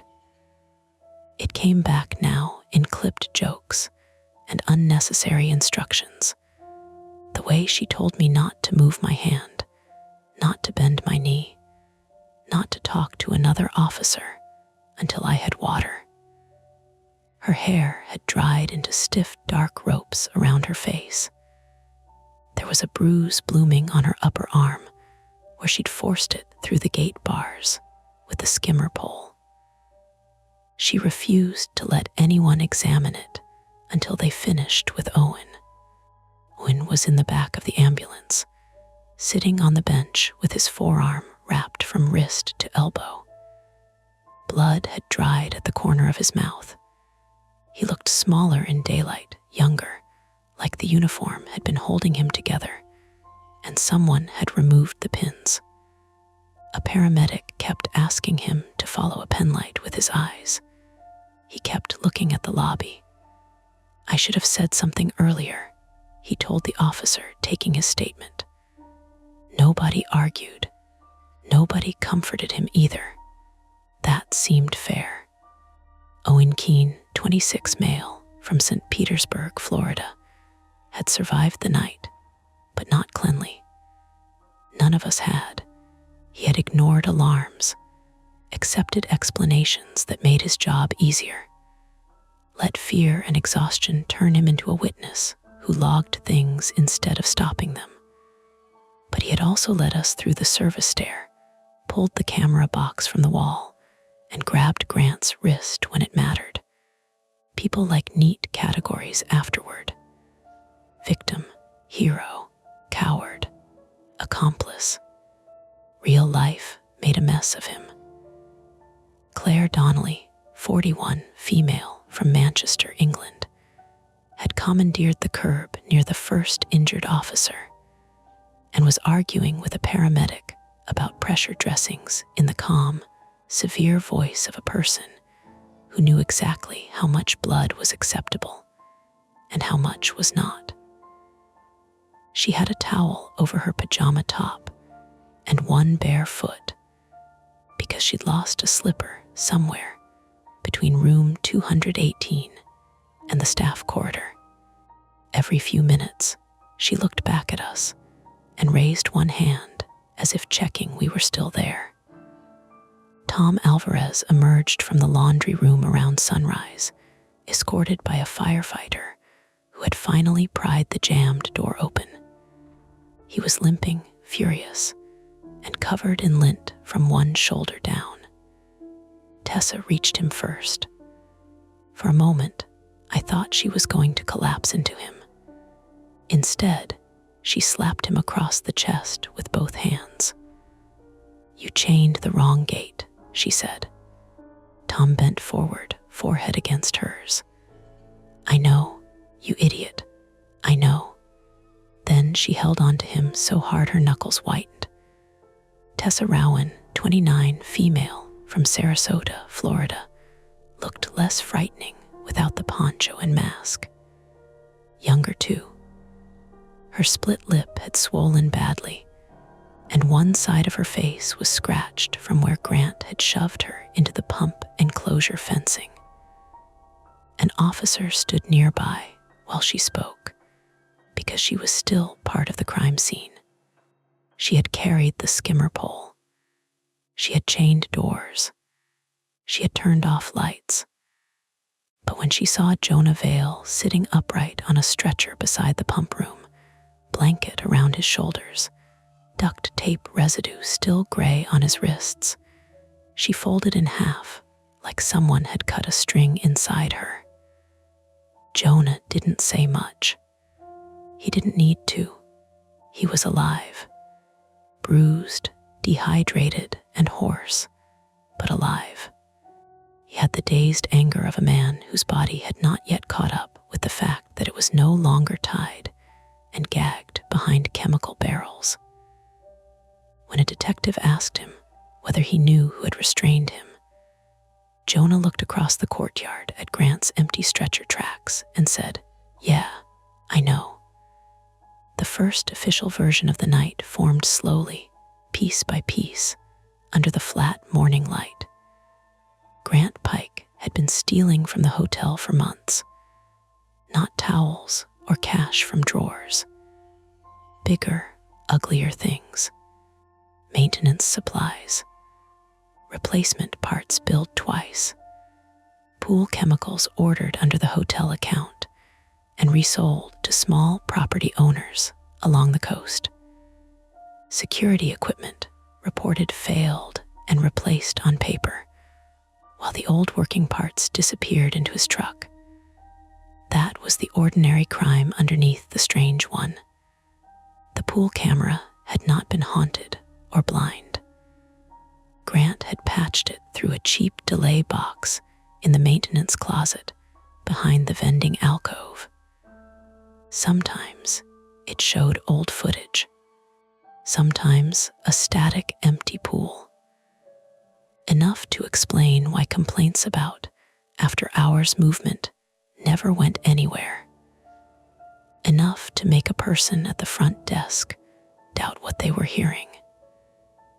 Jonah, the contractor, had found the bypassed gate lock and camera tampering 2 days earlier. He had taken photos. He had told Grant he was going to report it to the property group that owned the hotel. Grant had asked him to come back late when guests weren't using the courtyard so they could inspect the pump system. That part made Jonah close his eyes when he said it. "I thought he was trying to fix it quietly," he told the detective. "I should have known." Grant had attacked him in the pump room, taped him, and left him behind the chemical drums. Tessa had found Jonah's truck still parked after midnight and gone looking for him. Tom had followed. They caught Grant moving the DVR equipment and a box of chemical invoices through the staff corridor. The rest became panic, bad decisions, and improvisation layered on top of one another, until the hotel turned into a trap. Tessa locked Grant in the pool equipment enclosure, thinking she could get to the office and secure the evidence. Grant forced his way out through the poolside, soaked himself crossing the water when the enclosure gate jammed, then climbed to our balcony because we had seen him, and because he thought we might let him in if he looked desperate enough. Tom chained the exterior stair gate to keep Grant from slipping out to the parking lot, then got himself locked in laundry when Grant wedged the door from the outside. Owen left the front desk. Mara shouted down. I called 911. Every choice had made sense for maybe 3 seconds before it became dangerous. That was the part I kept returning to, while the detective asked me questions beside the ambulance. Detective Alina Ruiz, 48, female, from Miami, Florida, arrived after sunrise in a navy blazer over a plain gray shirt, hair clipped low at the back of her head, coffee in one hand, and a small notebook in the other. She listened without interrupting, which was somehow more unsettling than being interrogated. You saw Mr. Pike in the pool before you knew who he was, she asked. Yes, and he appeared to be in distress. At first, but later he climbed to your balcony. Yes. Did he threaten you verbally? He said, open it. Then, please. Ruiz wrote that down. And you believed he might need help? I looked at the pool. The gate was open again now, but a uniformed officer stood beside it. Yellow tape crossed the latch. The sign still read pool HOURS. 7 a.m., 10 p.m., as if nothing important had happened outside those limits. I didn't know what I believed, I said. That was the problem. Detective Ruiz nodded once, not kindly, not unkindly. That's often the problem. She asked about the crying child recording, about the masked person, about the water under the door, about Owen's warning not to yell. She did not make a face when I admitted we had moved through the hotel instead of waiting. She only asked whether the dispatcher had told me to shelter. Yes, I said. And why did you leave? Because the balcony door was cracking, the hallway was flooding, and someone might have been alive in the pump room. She looked at my bandaged hand, then at my swollen knee. That's an answer, she said. By 9, the Gulfview Palms had become something between a crime scene and a customer service disaster. Guests stood in the parking lot, holding paper coffee cups and luggage, complaining into phones. A family from Ohio demanded refunds from a woman wearing a regional management badge who looked like she had been called out of bed and into hell. A little boy asked his mother why the pool was closed if it was morning. His mother turned him around gently and pointed him toward the beach. The hotel tried to reopen the lobby by 10. That was the detail I remember most clearly. Not Grant, not the blood, not even the pool. The lobby doors propped open. A fan blowing across wet tile. Someone setting out the complimentary breakfast muffins, because people still needed muffins after attempted evidence destruction and aggravated assault. Normal life kept pressing its face against the glass, asking to be let back in. Mara and I gave statements, got stitched at an urgent care near Court Street, and missed the entire first day of the dental equipment conference. My manager called twice. I let both calls go to voicemail. Mara finally texted him one sentence: hotel incident. Alive, details later. He replied with a thumbs up emoji, and then 30 seconds later, take the time you need. Corporate empathy arrives in stages, Mara said. We checked into a different hotel that afternoon, one with a lobby full of sunlight and a pool on the roof that neither of us looked at directly. The front desk clerk there explained the breakfast hours, the Wi-Fi password, and the pool rules in a cheerful voice. Pool closes at 10, she said. Mara and I looked at each other. The clerk's smile faltered. Is that a problem? No, Mara said. That's perfect. Our new room was on the 4th floor. No balcony, 2 beds, working lights. Carpet that did not smell like chlorine. I sat on the edge of the mattress while Mara filled the ice bucket, then forgot why she'd filled it and put it on the desk. Neither of us slept that afternoon. We tried. The body can be exhausted and still refuse to power down. Every time the hallway ice machine dropped cubes, I opened my eyes. Every time a door shut somewhere nearby, Mara sat up. We didn't talk about it for hours. We watched muted daytime television and ate pretzels from the vending machine for dinner, because neither of us wanted to sit in a restaurant and pretend to be people. Around 7, Owen texted me. I don't know how he got my number. Probably from the incident report. Probably from the hotel paperwork. His message was short. I'm sorry. I should have listened sooner. I stared at it for a long time. Mara looked over. You don't have to answer. I know. Are you going to? I typed 3 different things and deleted all of them. Finally, I wrote, tell the truth now, all of it. He replied almost immediately. I will. Maybe he did. Maybe people only become brave after cowardice has already charged its fee. Grant Pike was arrested after being treated for the taser exposure, a fractured shin, and chemical irritation from the pool water. The news covered it 2 days later as a short local segment. Clearwater hotel manager accused of theft, assault, evidence tampering. The clip showed the Gulfview Palms sign in bright daylight, pink stucco, and palm trees, and tourists walking past with beach chairs. It did not show the pump room. It did not show Claire's bare foot, or Owen's bleeding arm, or Mara standing in a flooded hallway with a bent pool skimmer pole. It did not mention that for several minutes before we knew better. The most dangerous man in the hotel looked like someone drowning. That stayed with me. It still does. Because the awful thing is, if the same thing happened again, if I looked out a window tonight and saw someone struggling in dark water, I would still call.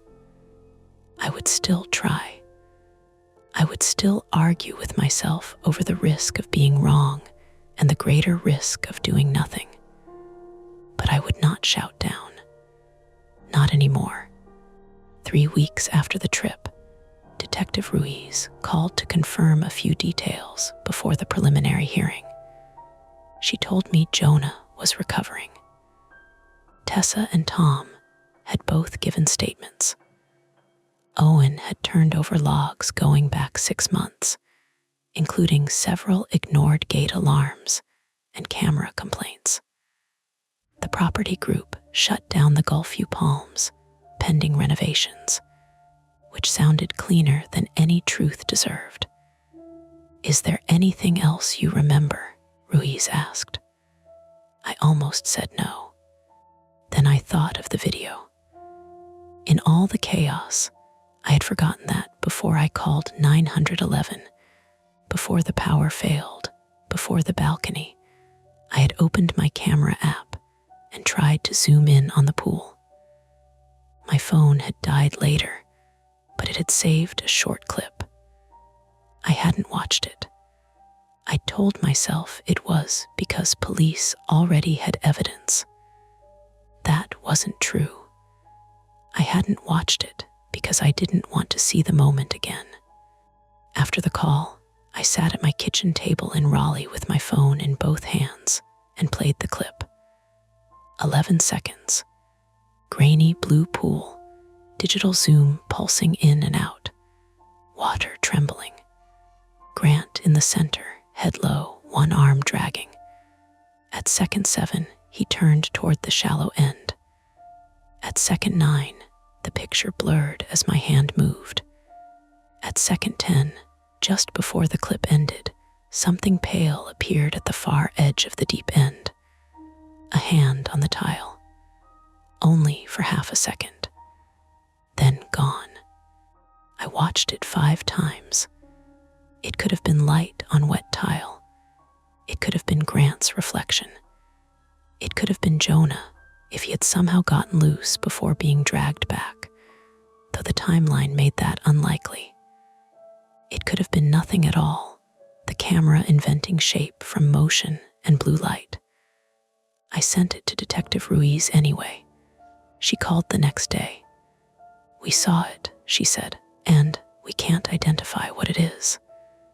Was anyone else there? A pause. Professional, careful. We don't have evidence of another person in the pool area at that time. That was not the same as no.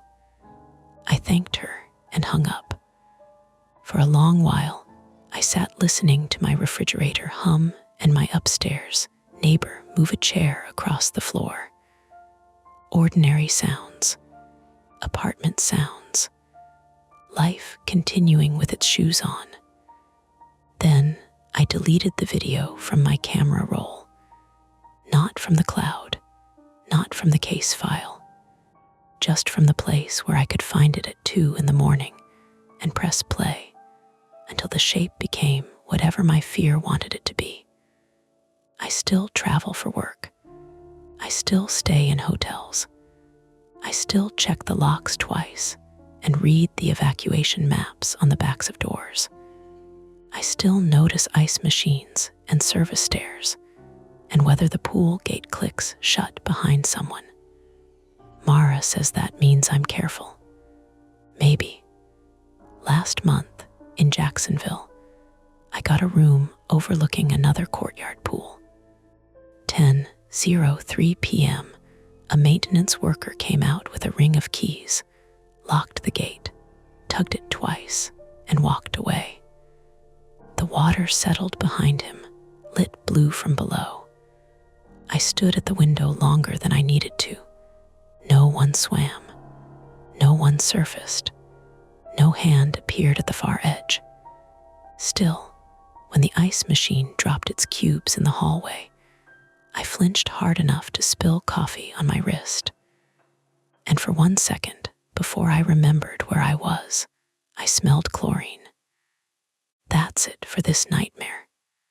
If you enjoyed it, please like the video, subscribe to Mia Horror Stories, and turn on notifications. It really helps keep the stories alive. And don't stop here, dive into another one of our videos and keep the fear going. Welcome back to Mia Horror Stories. Tonight's tale, I bought an antique rocking chair. It only rocks when I mention my dead sister is best experienced in the dark, which is why the screen will stay black. No distractions, no flashing images. Just you, your imagination, and the story. So sit back, relax, and listen all the way to the end if you dare. The chair rocked once while my mother was on speakerphone. Not a big, theatrical rock. Not the kind you see in movies where the thing practically throws itself across the room. Just one slow, wooden shift backward and forward, the runners making a dry little chirp against my living room floor. My mother stopped mid-sentence. I stopped with one hand inside a cardboard box marked kitchen/junk, holding a tangled fistful of charging cables. I had moved from apartment to apartment like they were family heirlooms. The phone sat face up on the coffee table between us, my mother's contact photo glowing on the screen, her in a red windbreaker at Lake Michigan, smiling too hard into wind. "Anna," she said. I looked at the chair. It was still now. The whole room was still, actually, except for the radiator knocking in the wall with that old building patience, metal ticking as if it were counting something down. Outside, a bus sighed at the curb on West Irving Park Road, brakes hissing, then pulled away through a streak of wet tire sound. November rain crawled down the front windows in skinny threads. "I'm here," I said. "You dropped off." "No, I didn't. You went quiet. I'm unpacking." That was true. It was also the kind of answer you give when you don't want to say. The antique chair I bought this morning just moved by itself. My name is Anna Whitcomb, 32, female. And at the time, I had lived in Chicago for exactly 9 days, which meant most of my possessions were either in boxes or in the wrong rooms.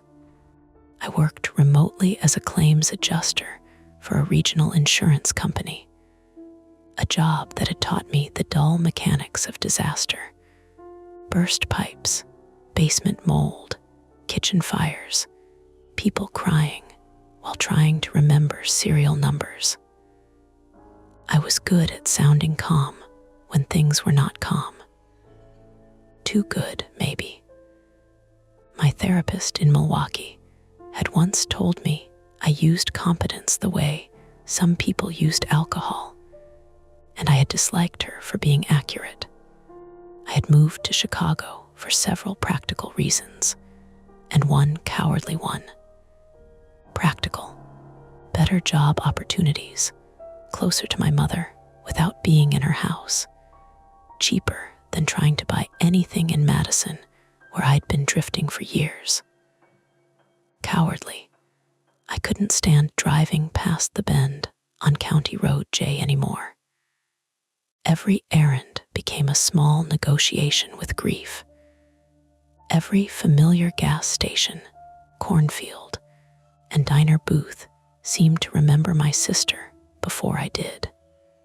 Mara had been 29 when she died, younger than I am now. That fact sat under everything like grit under a contact lens. The chair was angled beside the bay window because I had not yet decided where it belonged.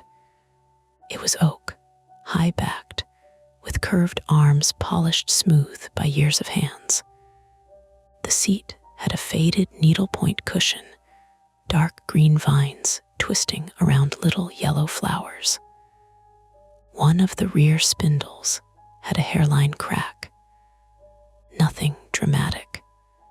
Nothing that should have made me buy it, except I had seen it tucked behind a stack of mismatched dining chairs at an antique mall in Andersonville, and felt, stupidly and immediately, that it looked lonely. My mother, Elaine Whitcomb, 61, female, had been talking me through where to put my mugs. She was still in Wauwatosa, Wisconsin, in the split-level house where Mara and I had grown up, though she had recently started calling it Too Much House, in a voice that meant she was not asking for solutions. She was a retired elementary school librarian, the kind of woman who labeled leftovers and sent handwritten thank you notes. But since Mara's death, her neatness had grown teeth. She needed objects to stay where she put them. People, too. What was that sound? She asked. What sound? Wood, like something scraping. I stared at the chair's runners. They rested on the narrow strip hardwood, each curved foot catching a gray reflection from the window. I knocked a box, I said. There was a pause just long enough to have a shape. You know, Mom said, you don't have to lie to me about little things. The sentence landed softer than accusation, and worse because of it. I'm not lying. Anna, I shoved the cables into the box harder than necessary. Something plastic cracked. It's just an old apartment. Everything makes noise. She inhaled through her nose. I could picture her at the kitchen table, cordless phone in one hand, even though she had a cell now, her reading glasses low on her nose, the local news muted on the little TV near the counter. "All right," she said. We both let that pretend to end it. The rocking chair had been delivered by my downstairs neighbor, a favor I had not asked for and only half appreciated. When the antique mall clerk told me they could hold it until the weekend, I mentioned needing to borrow a dolly. A man in line behind me said, "I've got a truck," like that was a normal sentence to offer a stranger. That man was Owen Pike, 40, male, who lived in the first-floor apartment and worked as a union electrician. He had a square, tired face, close-cropped brown hair, and a habit of checking hallway light fixtures while talking to you. He had moved the chair up the back stairs with easy competence, one hand on the banister, one on the chair, boots thudding carefully so he didn't gouge the walls. "Old rockers do this," he had said when I apologized for how it shifted in his grip. "They want to catch on everything, like toddlers with varnish." He had smiled without showing much tooth, a safe smile, a neighbor smile.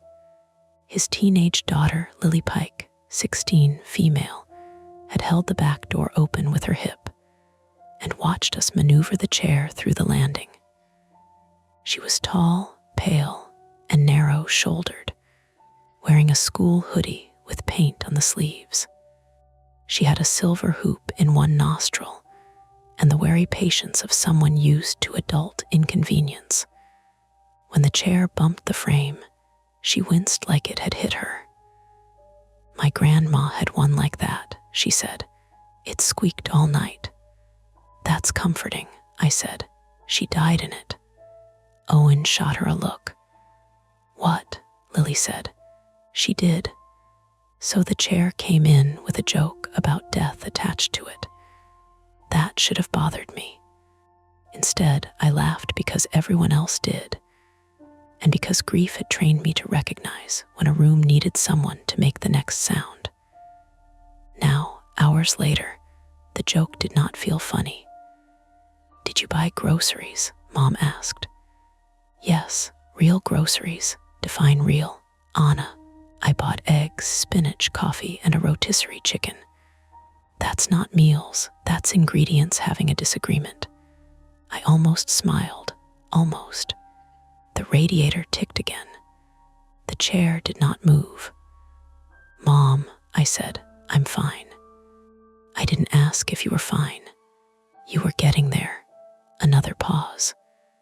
Rain tapped the window glass. Somewhere above me, a toilet flushed and pipes shuddered through the wall. She said, "Your sister used to hate when you did that." The room tightened around the word before I understood why. Sister, not Mara, not her name, just the category. The chair rocked. This time it moved farther, back, forward. A slow, complaining creak rose from the joints, not loud, but particular, like an old dock taking weight. The cushion dipped, sprang, dipped again.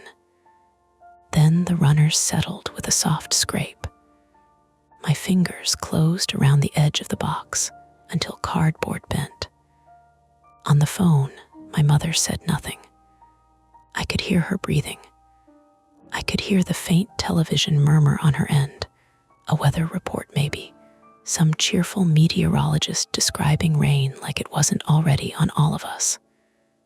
"Anna," she said carefully. "What moved?" I hated the way she asked it. Not frightened. Not yet. More like she already knew I would deny it and was giving me one chance not to. "The chair," I said. The word came out too flat. "What chair?" "The one I bought today." "The rocker?" "Yes." "How?" "I don't know." "Were you touching it?" "No." "Was the floor uneven?" "I mean, probably. It's a 100-year-old building." Were the windows open? No. Could it have been the radiator? I looked at the radiator under the window. Tall, chipped white, hissing faintly at one valve. It made the floorboards around it expand and pop.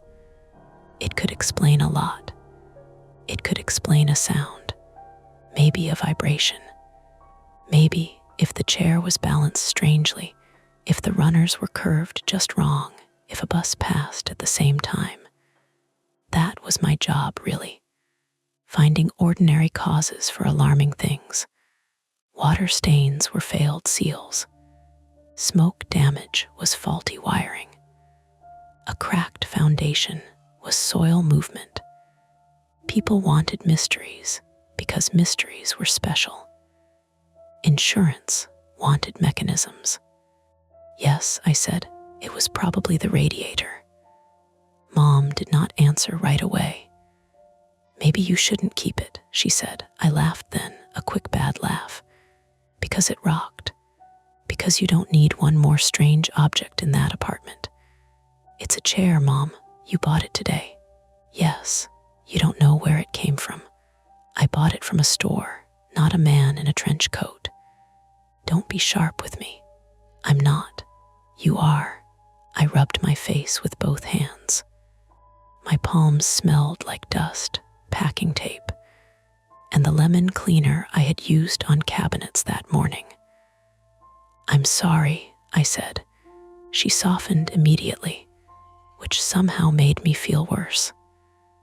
Honey, there it was, the small voice, the voice she used when one of us was sick, or when Mara had called from jail that one time after the protest downtown, or when the hospital chaplain had led us into the consultation room where the chairs were upholstered in blue vinyl, and there was a box of tissues placed too deliberately on the table.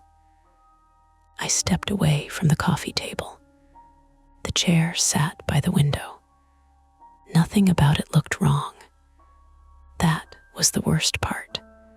It did not loom. It did not seem waiting. It was just furniture, warm brown wood in a gray room.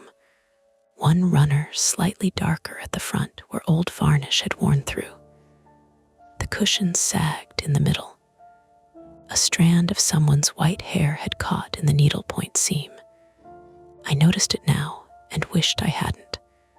My phone buzzed with another call before I could say anything else. The screen showed Owen downstairs. Mom, Owen's calling. The neighbor. Yeah, answer it. Why? Because he helped with the chair. That made no sense, but she said it like it did. I'll call you back, I told her. Anna, what? Don't say her name while you're alone. For a second, I truly thought I had misheard her. Mom, I mean it. You're being weird. I know. That shut me up. She sounded embarrassed, afraid of herself. Then she hung up. Owen's call had stopped by then, replaced by a text. Hey, sorry to bug you. Did your lights flicker? Lily says hers did, checking breaker. I looked up at my ceiling light. It was on.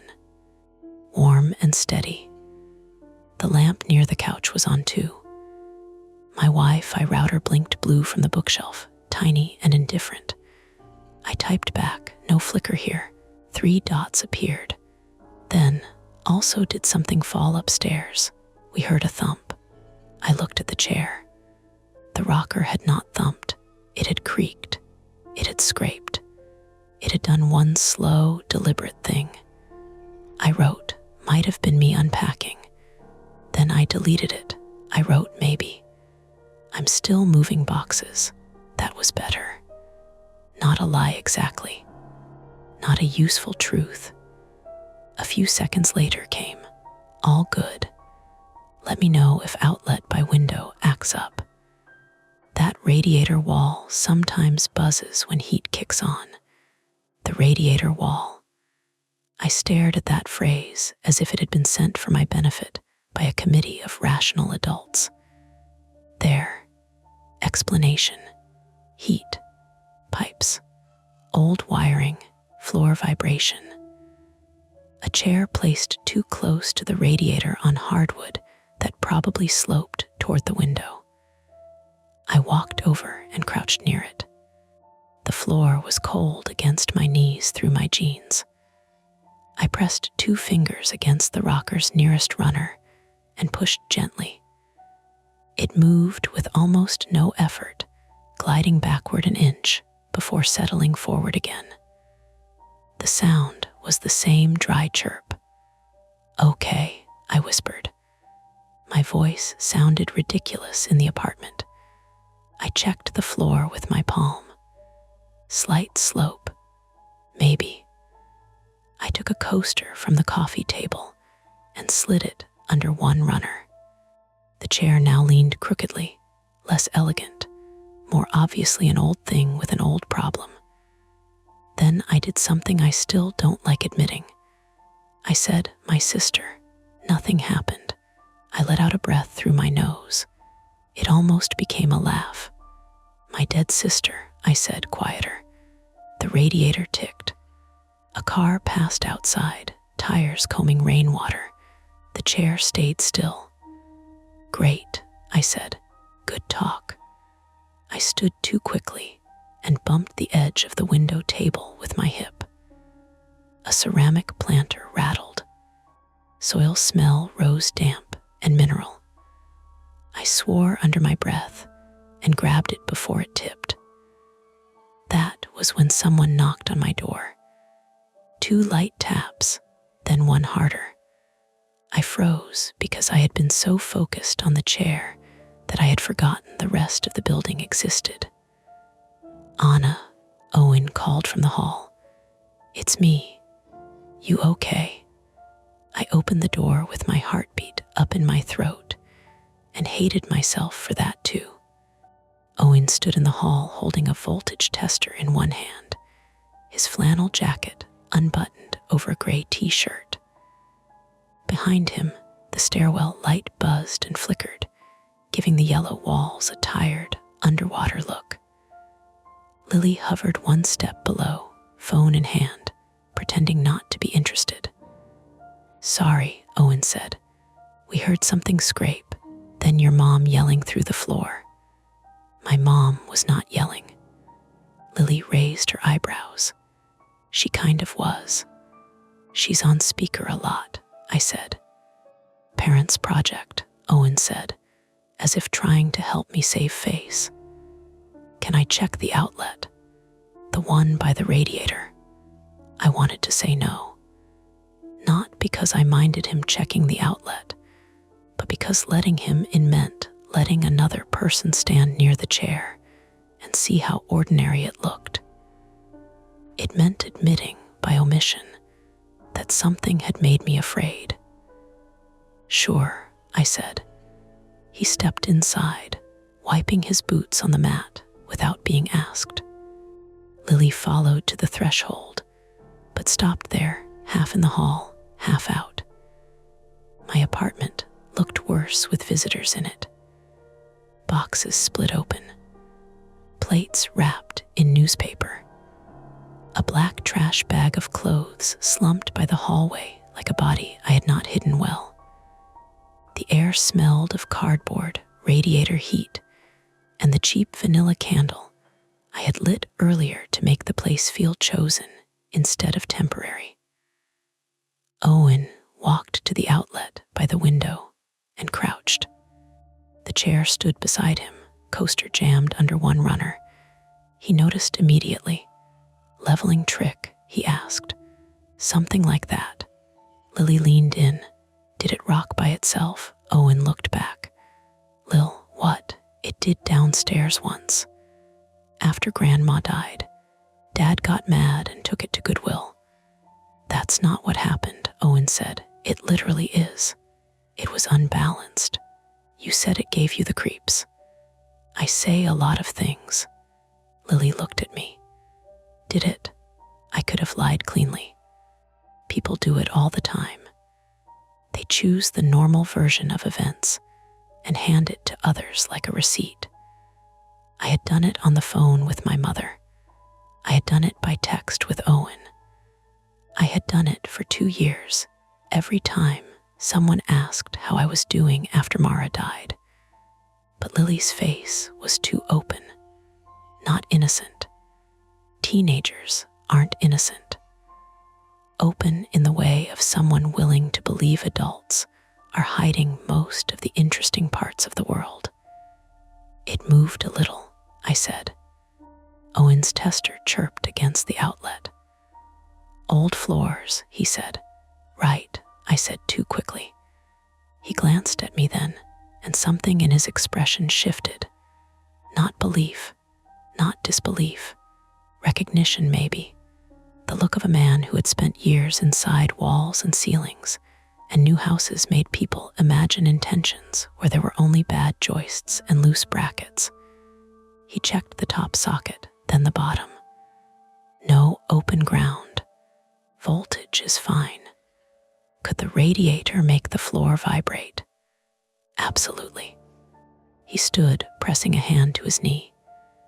Heat kicks on, pipes expand, floor pops. You get enough movement, a rocker can shift. Lily said when she says sister, the room changed temperature without actually changing. Owen turned slowly. What? I looked at Lily. She held up her phone slightly. I heard her mom say don't say her name. Sorry, the hall carries. I should have been angry. Instead, I felt exposed in a way anger couldn't cover. Mara, I said, not loudly, not as a test, more like correcting the record. My sister had a name. People had started avoiding it after the funeral, as if saying it might reopen a wound instead of proving she had existed. The chair rocked. No one touched it. The coaster shot out from under the runner and skittered across the floorboards, spinning twice before stopping near Owen's boot. The chair rolled backward with a slow groan, then forward, its front runners tapping down hard enough to make the cushion jump. One movement, then still. The three of us stared at it. The radiator hissed softly. From downstairs, someone's television laugh track rose through the floor, muffled and cheerful and obscene. Owen bent and picked up the coaster. He looked at the chair, then at the radiator, then at the floor. Okay, he said. That was all. Lily whispered, nope. I wanted her to laugh after she said it. She didn't.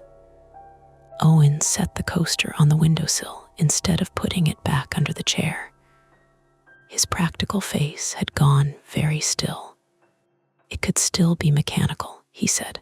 Could, I said. I'm serious. The runners curved, the floor slopes, the heat. I know.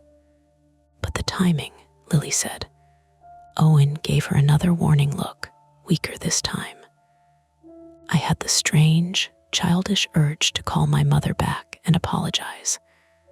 Not for anything specific, for doubting her, for making her carry the first fear alone, for letting Mara's name become something either of us could weaponize or avoid. Instead, I looked at the chair and tried to do what I always did, turn panic into a checklist. Maybe there's something inside it, I said. Owen frowned. Inside, the cushion, the frame. I don't know, maybe it's weighted wrong. Weighted wrong doesn't hear names, Lily said. It doesn't have to hear anything, I said, sharper than I meant. Coincidences happen. She flinched, just a little. Owen noticed. So did I. I'm sorry, I said. I didn't mean, it's fine, Lily said, already armoring herself with a shrug. It was not fine. It was just over. Owen slipped the voltage tester into his jacket pocket. Look, I can help you move it down to the storage room tonight, or out by the dumpsters, honestly. No shame in deciding an old chair isn't worth the headache. The offer should have relieved me. It did not, because the moment he said it, I thought of Mara's apartment after the crash. Her cheap bookshelves, her chipped mugs, the jacket still hanging over the back of her kitchen chair. All the objects that had suddenly become evidence of a life interrupted. My mother and I had argued over every box because throwing anything away felt like betrayal, while keeping everything felt like drowning. And now here was a chair I had owned for less than 12 hours, and it had somehow found the one word in my life that still made rooms rearrange themselves. "We could look it over first," Lily said. Owen turned. "No, Dad, no. Going to do it anyway." That embarrassed me because she was right. I looked at the chair, at the cracked spindle, the faded cushion, the runner that had spat out the coaster like a tongue rejecting medicine. Then I looked at Owen. "Do you have tools?" I asked. He closed his eyes briefly. Lily's mouth twitched, not quite a smile. Outside, the rain thickened against the windows, tapping faster now, as if impatient with our little circle of light and cardboard and bad decisions. Owen opened his eyes. "I have tools. Just to inspect it," I said, "not destroy it." Tonight, I thought of my mother's warning. I thought of the way she had hung up before I could make her feel foolish. I thought of Mara's name moving through the room, and the chair answering with wood and weight and motion. The sensible choice was to drag it downstairs and leave it there until morning. The honest choice was worse. "Tonight," I said. Lily stepped fully into the apartment then, rainwater shining on the toes of her boots. Owen looked from her to me, then to the chair. "All right," he said, "but nobody says anything dramatic while I'm holding a screwdriver." The chair sat by the window, perfectly still. For the first time since buying it, I wondered who had owned it before me, and whether they had known exactly what made it move. Owen came back 10 minutes later with a canvas tool bag, a flashlight clipped to his collar, and the expression of a man already regretting his own helpfulness. Lily carried a roll of blue painter's tape and a legal pad she had apparently stolen from his kitchen junk drawer. "We're documenting," she said, stepping around my stack of unpacked books. Owen gave her a look. "We are not documenting. We absolutely are. We're checking whether a chair is unsafe to sit in. It moves when she says Mara." "Don't," he said. The chair did not move. That should have helped. It didn't. I stood near the kitchen doorway with my arms folded so tightly my elbows ached. The apartment had settled into that damp, overheated smell old buildings get in rain. Radiator metal, wet wool, cardboard softening at the corners. Outside, traffic slid over the street in long, wet passes. Every few seconds, water ticked from the fire escape onto the air conditioner below my window. "I need to call my mother back," I said. Owen crouched beside the chair, unzipping his bag. "Do that. But if I call her, she's going to ask what happened. Then tell her we're checking the chair. She'll tell me to throw it out. Maybe listen to her." Lily snorted. Owen looked up. "What? You never listen to Grandma when she says to throw things out. That's because she says it about extension cords and perfectly good ladders. And the creepy chair. There is no creepy chair. There was literally a creepy chair." I looked between them. Their argument had the rhythm of something worn smooth by repetition, a private family groove. It made the room feel more normal for half a second. Father and daughter, old disagreement, rain outside. Then Owen pulled the cushion off the rocker seat, and a folded scrap of paper slipped from underneath it.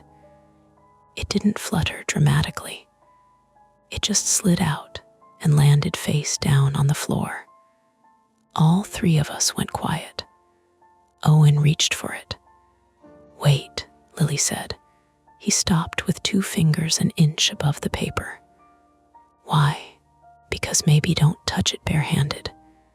It's paper, Lil." It was hidden in a chair that moves when someone says a dead person's name. Owen turned to me as if hoping I'd be the adult.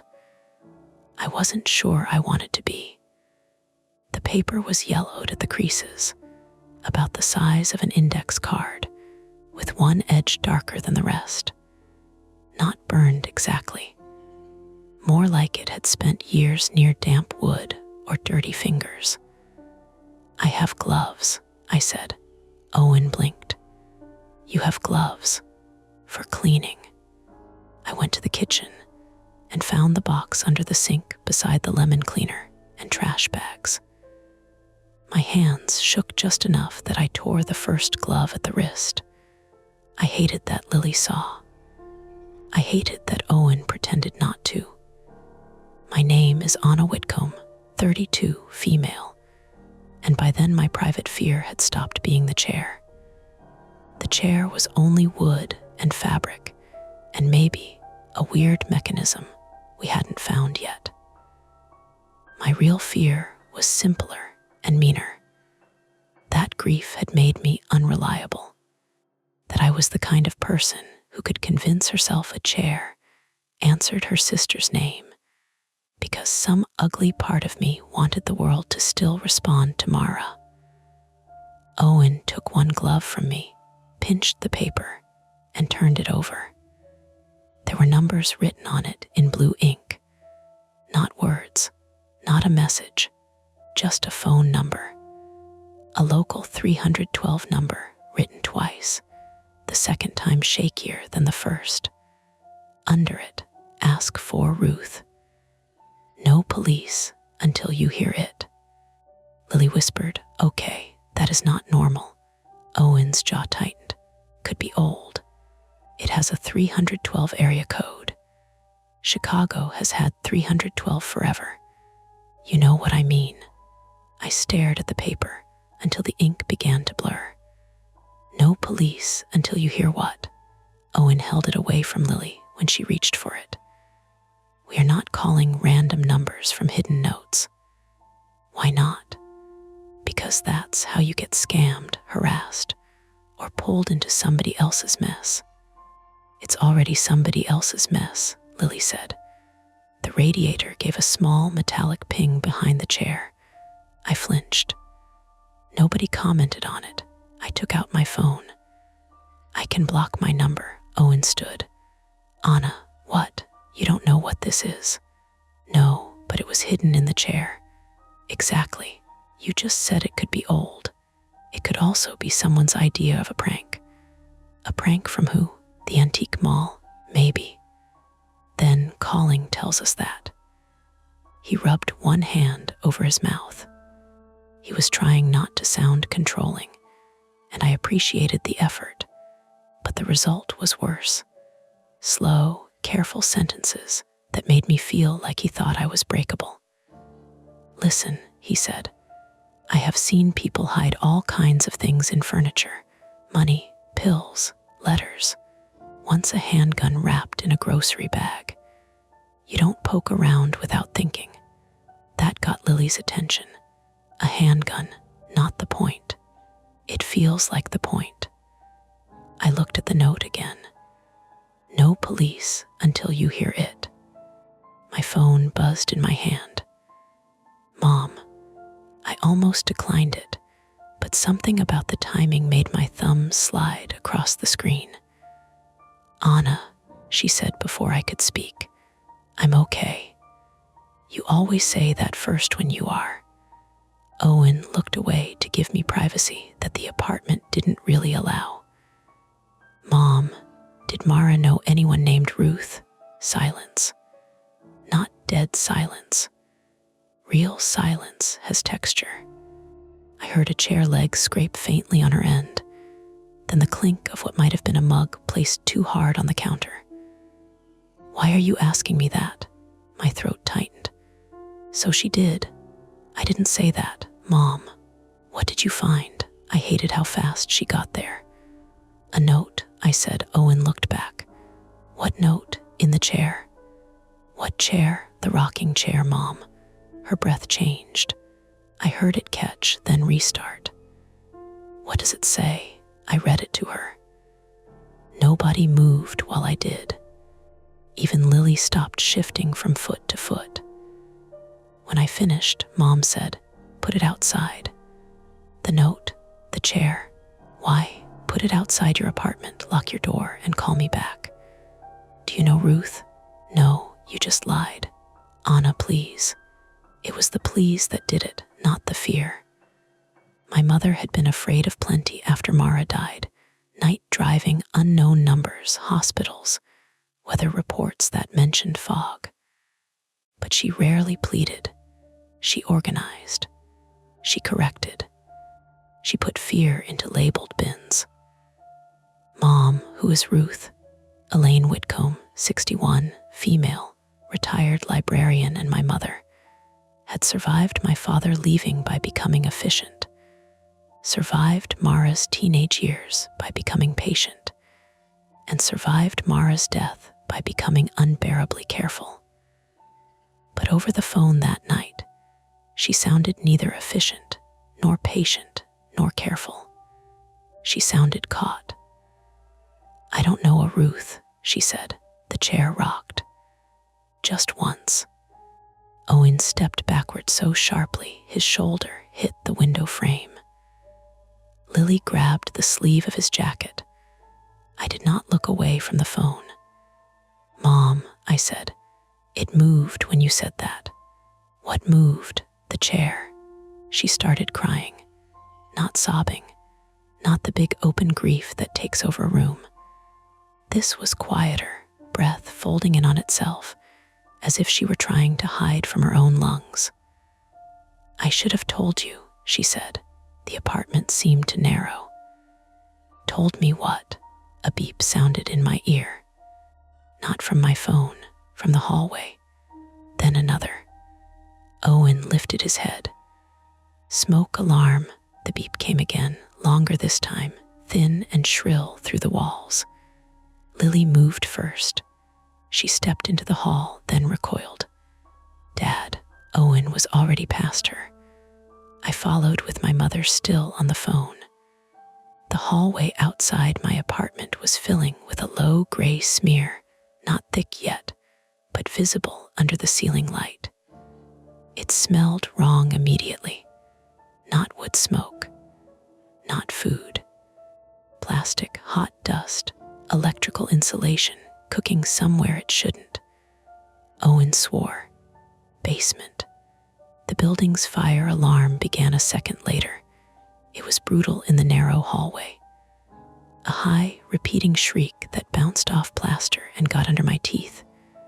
Doors opened upstairs and downstairs. Someone yelled, "What the hell?" A dog started barking with frantic, broken yelps. "Anna," Mom shouted through my phone. "What's happening?" "Fire alarm." "Get out." Owen grabbed Lily's shoulder. "Go down the front stairs. Now." "What about you?" "I'm checking the panel." "No, Lily. No, Dad." He turned on her with a sharpness that made both of us freeze. "Out now." She flinched, but she went, anger and fear pulling her face tight. She clattered down the stairs with another tenant, an older man in slippers and a bare sweatshirt. Owen looked at me. "You too?" "My keys." "Forget keys."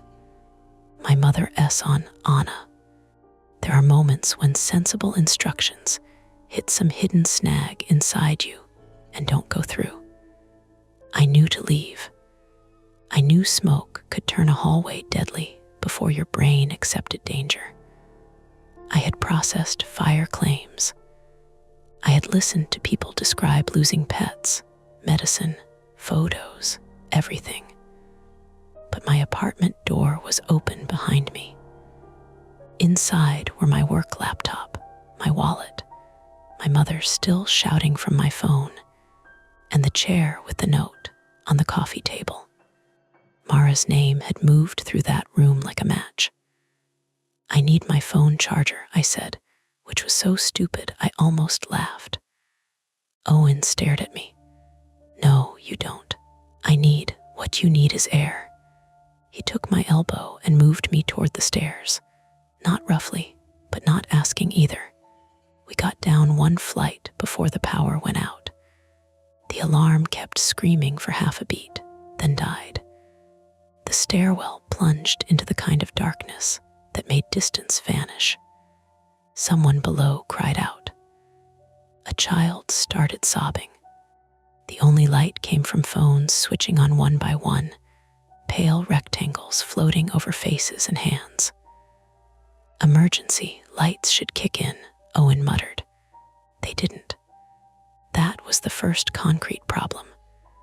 Not the chair, not the note, not Ruth.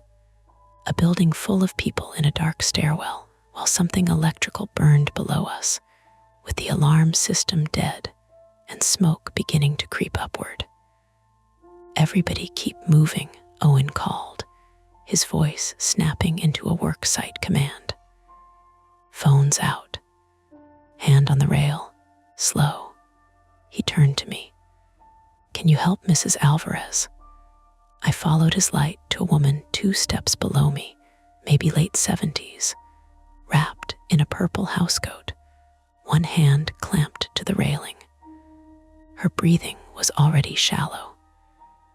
Mrs. Alvarez, 78, female, lived in the second-floor rear apartment and had introduced herself my first morning by telling me the laundry machines stole quarters. Her white hair was pinned flat on one side and loose on the other, as if she had been sleeping when the alarm went off. Her slippers looked slick on the painted stairs. "I have asthma," she said, embarrassed. "I've got you," I told her. My voice came out steadier than I felt. Owen continued down 2 steps, then stopped, listening. From below came the slam of the front door opening, rain noise rushing in, then Lily shouting, "Dad, it's locked." "What's locked?" he called. "Basement door. There's smoke coming under it. Don't touch it." I did. He swore again, softer this time. "Front exit. We're outside. But Mr. Chen says his cat ran downstairs." Oh, for God's sake. More people were moving past us now, slow and uneven. I helped Mrs. Alvarez down, 1 step at a time, my phone flashlight shaking over the rail. Smoke scratched at the back of my throat. Not enough to choke. Enough to make every breath feel borrowed. At the first-floor landing, Lily stood with the front door propped open, rain blowing in around her. Tenants clustered on the sidewalk beyond, bathrobes, hoodies, bare feet in sandals, all of them lit by streetlights and phone screens. Owen pushed past us toward the basement door at the end of the hall, where smoke seeped through the gap at the bottom in a steady gray ribbon. "Dad, no," Lily said. "I'm not going in. I'm looking." "You always say that before you go in." He touched the door with the back of his hand, low, then higher. "Warm, then leave it." He crouched and sniffed near the jamb, then coughed. "Electrical." A man near the front door shouted. I called 911. Owen pointed at him. "Tell them possible electrical fire in basement, power out, 3-story walk up, no emergency lights." The man repeated it into his phone badly, panicked, but close enough. Mrs. Alvarez leaned against me. "My inhaler. Where is it?" She looked up toward the stairs. "No, absolutely no." "In my bathroom," she said. Owen heard. "No one goes back up. Her fingers dug into my sleeve. I need it. Fire department is coming, Owen said. I can't breathe. She was not exaggerating now. Her breaths had gone thin and whistling, each one smaller than the last. Her eyes watered from smoke and fear. I looked outside. Rain slapped the sidewalk. No sirens yet. The building smelled worse by the second. This was the time-sensitive problem. Not mystical, not symbolic. A woman needed an inhaler upstairs. Smoke was climbing. Power was out. The fire department had been called, but called did not mean here. I know where her unit is, I said. Owen turned on me. No, she's 2 doors down from me. No, it's 1 flight. Smoke rises. She can't wait. Anna. He said my name the way people do when they're trying to pull you back from a ledge. It made me furious. Maybe because he was right. Maybe because all I could hear inside it was every version of my mother saying, "Don't drive tonight. Don't go alone. Don't say her name." Every warning that came too late or too early, never at the moment it could save anyone. Mara had called me the night she died. I didn't answer because we had fought that afternoon about money, about her borrowing and promising and borrowing again, and I wanted to teach her consequences. She left a voicemail I deleted without listening to the end for almost 6 months. That was the private flaw under everything. I mistook refusing help for having boundaries, and then I spent 2 years trying to pay interest on 1 missed call. I'm going, I said. Owen's face hardened. You are not. Lily looked from him to me, horrified. Dad, she can't. Mrs. Alvarez wheezed beside me, 1 hand at her throat. I pulled my shirt collar up over my nose. Bathroom cabinet. Mrs. Alvarez nodded hard. Owen stepped into my path. For 1 second, I thought he might physically stop me. Then the basement door made a sound like a fist hitting it from the other side. Everyone jumped. A second hit came lower. Then a cat screamed. Not a human scream. Worse in its own way, raw, trapped, furious with pain or terror. Mr. Chen, 69, male, from the 1st floor front unit, pushed through the cluster by the door. He was small, gray-haired, wearing a quilted jacket over pajamas and 1 unlaced shoe. That's Mimi, my cat. She hides near the boilers. Owen grabbed his arm before he could reach the basement door. You open that, you feed the fire. She's inside. You open that door and smoke comes up the stairs. She's inside. The old man twisted, surprisingly strong. Lily moved in front of him. Mr. Chen, please. Another thump from behind the basement door. This one did not sound like a cat. Owen went still. I saw it register in him. The shape of a new possibility. Someone might be in the basement. A person. He leaned close to the door. Hello. For half a second, nothing. Then, muffled through the wood and smoke, came a voice. Male, maybe, hard to tell. Help. The hallway stopped being a hallway and became a decision no one wanted. Owen looked at me, then at the stairs, then at the basement door. Fire department, he said to the man on the phone. Where are they? The man listened, wet hair plastered to his forehead. They said units are delayed. Traffic on Irving. 5 minutes maybe. 5 minutes is nothing until you measure it in smoke. Mrs. Alvarez sagged against my shoulder. Anna, Owen said, voice lower now. Listen to me. I need my respirator. It's in my truck. I'll get it. No, Lily gets it. Lily, keys. Lily held out her hand. Owen patted his pockets, then froze. His keys were upstairs, in his apartment. For a second, he looked almost embarrassed. Then the basement door shook again. "Please," the voice behind it called. The smoke ribbon thickened, curling along the floor toward our shoes. Owen looked at me, and I understood the terrible arithmetic before he said it.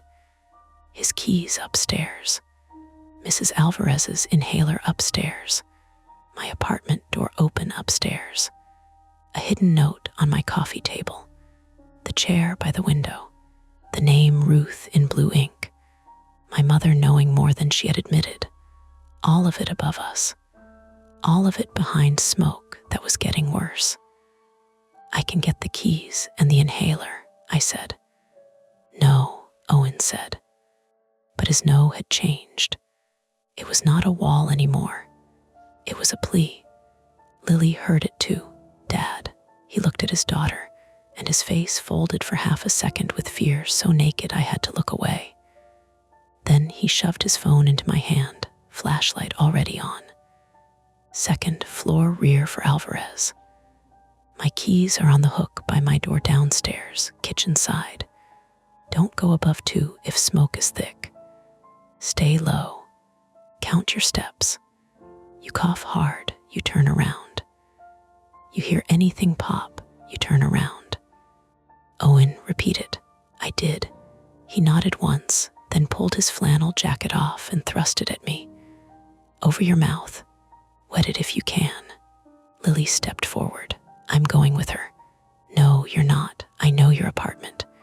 You are not going into smoke." "And she is." Owen looked at me. That was when we all heard it from upstairs. Not the alarm, not a tenant. A slow wooden scrape, then another. From my open apartment above us. The rocking chair. Rocking hard enough now that the sound carried into the stairwell. Back, forward, back, forward. Owen's phone light trembled in my hand. Lily whispered. Nobody said her name. The smoke shifted around our ankles. Behind the basement door, the trapped voice called again, weaker this time. And upstairs, the chair kept rocking. Not once, not twice. Steady, urgent, like someone trying to get our attention before the building filled with smoke. I tightened Owen's jacket over my mouth and started back up the stairs. I made it 6 steps up before the smoke taught me the difference between knowing a thing and being inside it. On paper, smoke rises. In claim reports, smoke damage travels in clean language. Soot migration, heat plume, compromised egress. In a stairwell, it behaved like something with moods. It layered itself under the ceiling first, a dirty gray shelf above my head, then began dropping in slow folds as if the building were exhaling through clenched teeth. I stayed low, one hand on the railing, Owen's flannel jacket pressed over my nose and mouth. It smelled like rain, copper wire, and laundry detergent. "Count your steps," he had said, so I counted. 1 landing from the first floor to the second. 12 stairs, then a turn. Another 12. By the time I reached the second floor landing, my eyes were watering so badly the hallway had become a smeared tunnel of yellow wall, brown doors, and phone light glare. My apartment was to the left, front-facing, door open. Mrs. Alvarez's place was to the right, rear, past the narrow service stairs, and the little window that never opened all the way. Owen's apartment was below me, first floor rear. His keys were there, not upstairs as he'd first thought. That mattered. It meant I could grab Mrs. Alvarez's inhaler first, then go back down 1 flight and get his keys without climbing higher into worse smoke. That was the plan. Plans are tidy until people start coughing. "Anna," Lily called from below. Her voice bounced up the stairwell, thin and warped. "I'm okay," I shouted back, which was already not entirely true. The rocking chair scraped from inside my apartment. Back, forward, not fast, not wild, steady enough that my brain tried to turn it into a machine sound. A loose pipe, a window knocking, anything but furniture moving in an empty room. I did not look in. That was my first attempt at control. Ignore the chair, get the inhaler, get out. Mrs. Alvarez's door was unlocked.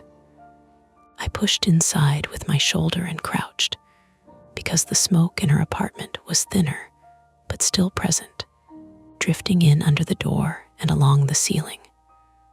Her place smelled like lavender powder, old paper, and the burnt plastic tang from downstairs. A kitchen night light glowed weakly near the floor from a battery backup, shaped like a little white moon. Bathroom, I said to myself. The layout mirrored mine, but reversed. Living room in front, short hallway down the middle, bedroom on one side, bathroom at the back. I moved along the wall, phone light in my right hand, jacket over my mouth with my left. Something brushed my ankle. I kicked out before I could stop myself. A shape streaked from under the sofa and slammed into a cardboard scratching post. I made a sound I would not call a scream, but Lily later did.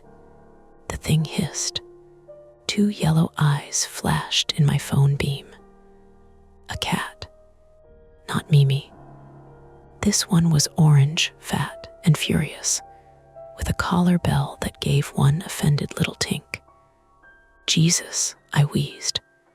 The cat flattened itself behind a table leg and glared at me as if I had personally started the fire. That was the misdirection, though I didn't know it yet. For one raw second, with smoke in my eyes and the rocking chair scraping behind the wall, I thought something small and alive had come out of the chair. A rat, a hand, some hidden mechanism with teeth. Then it was only Mrs. Alvarez's cat, Pancho, whom she had mentioned on laundry day as a gentleman with digestive troubles. I found the bathroom by banging my shin against the doorframe hard enough to make stars pop in my vision. "Cabinet," I muttered. "Cabinet, cabinet." The medicine cabinet mirror reflected my phone light back in a hard white slice. My face looked wrong in it. Eyes red, hair stuck to my forehead, Owen's jacket bunched over my mouth like a bandage. I yanked the cabinet open. Toothpaste, aspirin, eye drops, 3 inhalers. I grabbed all of them. That part worked. Then I heard my mother's ringtone from my apartment, not my phone. Mine was in my hand. My mother's ringtone was coming from across the hall, inside my open apartment, where I had left my own phone earlier when Owen gave me his. Except I hadn't. I looked down. Owen's phone was in my right hand, flashlight on. My phone must have been left on the coffee table when we rushed out. Mom was calling back. The chair scraped harder. The ringtone played again, bright and stupid and domestic. For 1 second, I pictured my mother alone in Wauwatosa, listening to ring after ring, imagining smoke, imagining Mara, imagining whatever Ruth had meant to her. I could not leave it. That was not bravery. It was the same old flaw wearing a new coat, the need to answer now because I had not answered then. I stepped into the hall. Smoke had thickened. Downstairs, Owen shouted, "Anna, status." "I have it," I called, then coughed so hard my ribs cramped. "Come down." The phone kept ringing inside my apartment. I turned left instead of right. My apartment door stood open against the wall. Inside, the living room looked lower and smaller. Ceiling smoke gathered above the boxes like a storm cloud trapped indoors. The rocking chair was by the bay window, its back to the rain, runners cutting bright arcs in the dust on the floorboards. Back, forward, back, forward.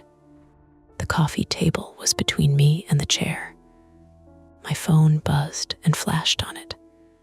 Mom, I lunged for it. The moment I touched the phone, the chair stopped. No dramatic final slam. It simply settled forward, runners kissing the floor.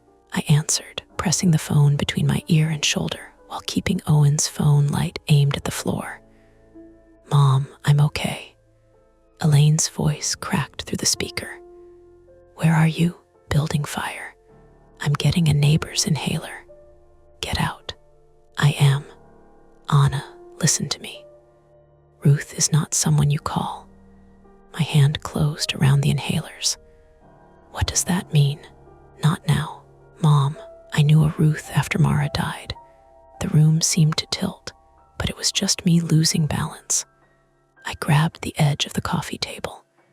The hidden note lay where we had left it, inside a plastic sandwich bag Lily had found in my kitchen.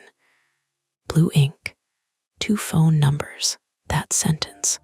No police until you hear it. After Mara died, I said. Yes. The radiator popped behind the chair. I flinched so hard I almost dropped both phones. Mom said. She called me 3 days after the funeral. She said she had something of Mara's. She said your sister had been scared before the crash. The air in my apartment grew sharp in my lungs. Mara wasn't scared, I said automatically. How would you know? That hit with surgical precision. Because I had not answered. Because I had deleted half the voicemail.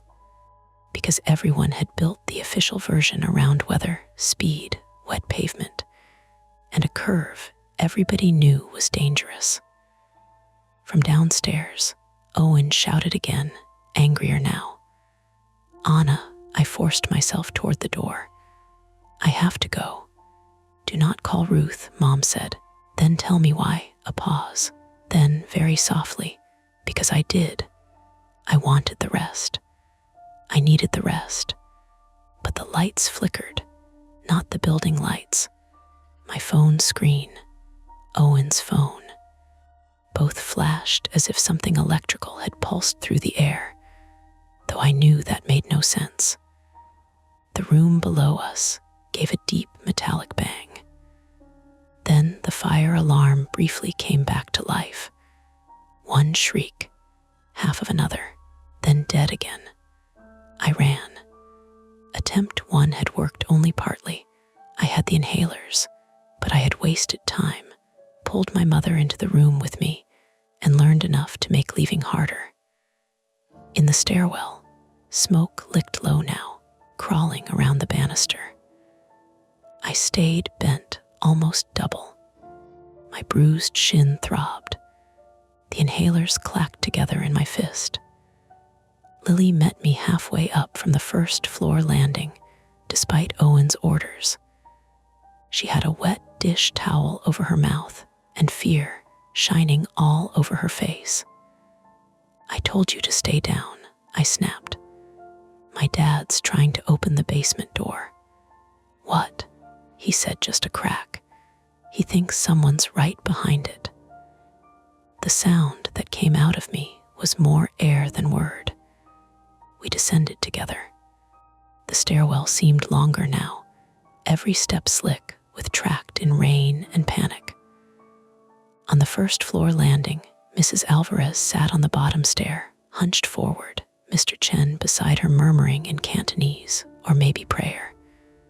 I gave her the inhalers. She fumbled the first one, dropped it, then got the second to her mouth. One puff, then another. Her breathing did not become normal. It became less terrifying. That That felt like victory for about 3 seconds. Then the basement door groaned. Owen had wedged a screwdriver near the latch and was using a folded towel around the knob. His face was red, eyes streaming. 2 tenants stood behind him with a small household extinguisher and a bucket, which made the whole thing look both heroic and absurd. "Stop," I said. He didn't look back. "Someone's down there, and smoke is up here." "I know. You said opening it feeds the fire." I said, "Don't open it wide. That is not better." A weak knock came from the other side. 3 taps. Then a voice. "Please." Lily made a wounded noise. Owen's face changed again. Father, electrician, neighbor, all of him fighting for the steering wheel. "Fire department?" I asked. The man who had called 911 stood by the front door, phone pressed to his ear. Still delayed. They said stay out. Owen gave a humorless laugh. "They always say stay out. Because they don't want dead civilians," I said. "I'm not going in." "Then what are you doing?" "Trying to see if he's right at the stairs." That was attempt 2. Crack the basement door, assess. Maybe pull someone out if they were close. It sounded almost reasonable if you ignored everything that made it dangerous. Owen eased the door open 1/2 inch. Smoke poured through like water released from a pipe. Everyone backed away. The hallway filled instantly, thicker and darker than before. Mrs. Alvarez began coughing again. Mr. Chen cried, "Mimi," and Owen slammed the door shut with his shoulder. The partial attempt failed. Worse, it tightened the trap. Now the first floor hallway was fouled with smoke too, and the open front door sucked air through the building in a draft that seemed to pull the basement's poison upward. Owen doubled over coughing. Lily grabbed him. "Dad, stop it." He braced one hand against the wall. "He's alive. You don't know that. I heard him. We all heard him. I had heard him too." That was the problem. From outside, a neighbor yelled that the fire trucks were stuck 2 blocks east. Someone else shouted back that they could see lights. Nobody knew anything. Everybody sounded certain. Then Owen looked at me. "Keys," I remembered, "your truck, my respirator, pry bar, bigger extinguisher. I didn't get them." "No kidding." His voice came out too harsh, but he immediately regretted it. I saw that. I also felt my own temper flare. "I got the inhaler." "I know." "I went where you told me." "I know." "Don't talk to me like I forgot for fun." Lily stepped between us with the kind of exhausted fury only a child can have for adults failing in public. "Both of you shut up." That worked, for half a breath. Then the smoke alarm inside my apartment started chirping on its own battery, a small repetitive beep above us, and under it came the chair again. Rocking, not steady now, fast, wood clacking against floorboards. Everyone on the landing heard it. Mrs. Alvarez lowered the inhaler from her mouth. "What is that?" "Nothing," I said. Lily stared at me. "That is not nothing." Owen wiped his eyes with the heel of his hand. "Anna, where are my keys?" "In your apartment, right? Hook by the kitchen door. First floor rear." "Yes." The first floor rear apartment was not far. From the landing, you went past the basement door, then down the short hall toward the back exit and laundry stairs. Owen's door was on the right before the rear mudroom. The smoke was worse there because of the basement door, but it was 1 floor, less than 30 feet. "I'll go," Owen said. "You can barely stand," Lily said. "I'm fine." "You're not." He tried to straighten and coughed until he gagged. That decided it. "I'll get them," I said. No, Lily and Owen said together. I ignored them both because if I looked at either one too long, I would lose my nerve. I soaked Owen's jacket under the leaky hall radiator valve, which was probably filthy and definitely not enough, then wrapped it over my mouth. Lily grabbed my arm before I moved. Take me. No. Know his place. He told you to stay out. He tells everyone to stay out and then opens basement doors. That was fair. Owen tried to object, but another coughing fit bent him forward. He was not going anywhere, so Lily came with me. We moved low along the first floor hallway. Geography mattered now in a way it hadn't when I moved in, and only cared which door led to laundry. Front door behind us, open to rain and streetlight. Basement door on our left, breathing smoke from the edges. Owen's apartment ahead right. Back exit beyond it, painted red, but blocked by 2 recycling bins someone had dragged inside to keep them from blowing down the alley. The air was hotter near the basement door. Not flames hot, not movie hot, but wrong, dry against wet skin. A third thump came from below. Lily grabbed my sleeve. That's a person, she whispered. Keep moving. Owen's apartment door was locked. Of course it was. Lily patted her hoodie. I don't have my keys. You said you knew his place. I do. I didn't say I could teleport through the door. I almost laughed, then coughed instead. The door had a keypad above the knob. Code, she punched it in. Red light. Wrong. My hands are shaking again. Red, Lily, don't say my name like that. I'm not. I know the code. She tried a third time. Green. The lock clicked. We slipped inside. Owen's apartment smelled like coffee, solder, and the faint teenage fog of body spray. Smoke was thinner in there, but the power was out, and our phone lights made everything jump. Work boots by the door framed school photos, a half-built model airplane on the dining table, 3 mugs in the sink. Kitchen hook, Lily said. We moved through the living room. The back of Owen's sofa faced the hallway. A folded blanket lay on it. Normal things, painfully normal. The keys were not on the hook. Lily stared at the empty brass hook by the kitchen door. No, she said. Where else? They're always here. Where else? I don't know. His jeans. Tool bag. Truck. I don't. She stopped. From the rear mudroom came a faint scraping sound. Slow, wood on wood. For one bright, irrational second, I thought the rocking chair had followed us downstairs. Lily's eyes went huge. The scraping came again. Then a small, miserable meow. The mudroom door was cracked open. I pushed it with my foot. Mr. Chen's cat, Mimi, crouched on top of a storage shelf beside a stack of paint cans.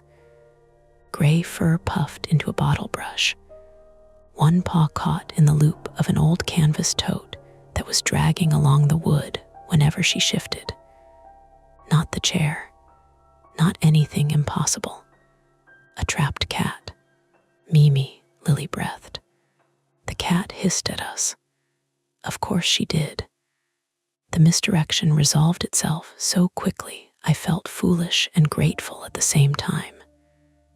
Lily reached for her, got swiped across the wrist, and cursed.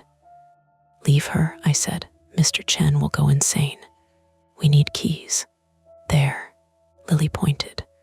Owen's keys lay on the dryer under a pile of mail, beside a screwdriver and a grocery receipt. Maybe he'd dropped them there when he came in earlier. Maybe routine had failed under stress, as routines do. I grabbed them. Mimi yowled again, tote loop twisted around her paw. Lily looked at me. No, I said. "We can't leave her, Lily. She'll bolt into the smoke." That was exactly what I was afraid of. I handed Lily the keys, then lifted the tote strap carefully with 2 fingers. Mimi bit me. Hard. Pain flashed white through my hand. I jerked back, and she tore free, launched off the shelf, hit the floor, and streaked past us into the kitchen. "Back door," Lily said. We chased her 3 stupid steps before smoke rolled heavier under the apartment door from the hall. The front route was getting worse. "Forget the cat," I said. Lily looked like she might argue, then saw my hand. Blood ran from 2 punctures near my thumb, bright and immediate. "Anna, move," we ran for the hallway. At the door, the smoke hit like a wet towel out of an oven. I could barely see the landing. Owen shouted something from the front, but the words broke apart. Lily clutched the keys. The basement door rattled again, not from knocking, from the latch. Someone inside was trying to open it. "Owen," I yelled. He appeared through the smoke, staggering toward us, one arm over his face. "Keys," Lily threw them. They hit the wall, dropped, skittered toward the basement door. Of course, everything important rolls toward danger. Owen lunged, grabbed them, and nearly fell. Then the basement door opened from the inside, only a hand's width. A hand came through the gap.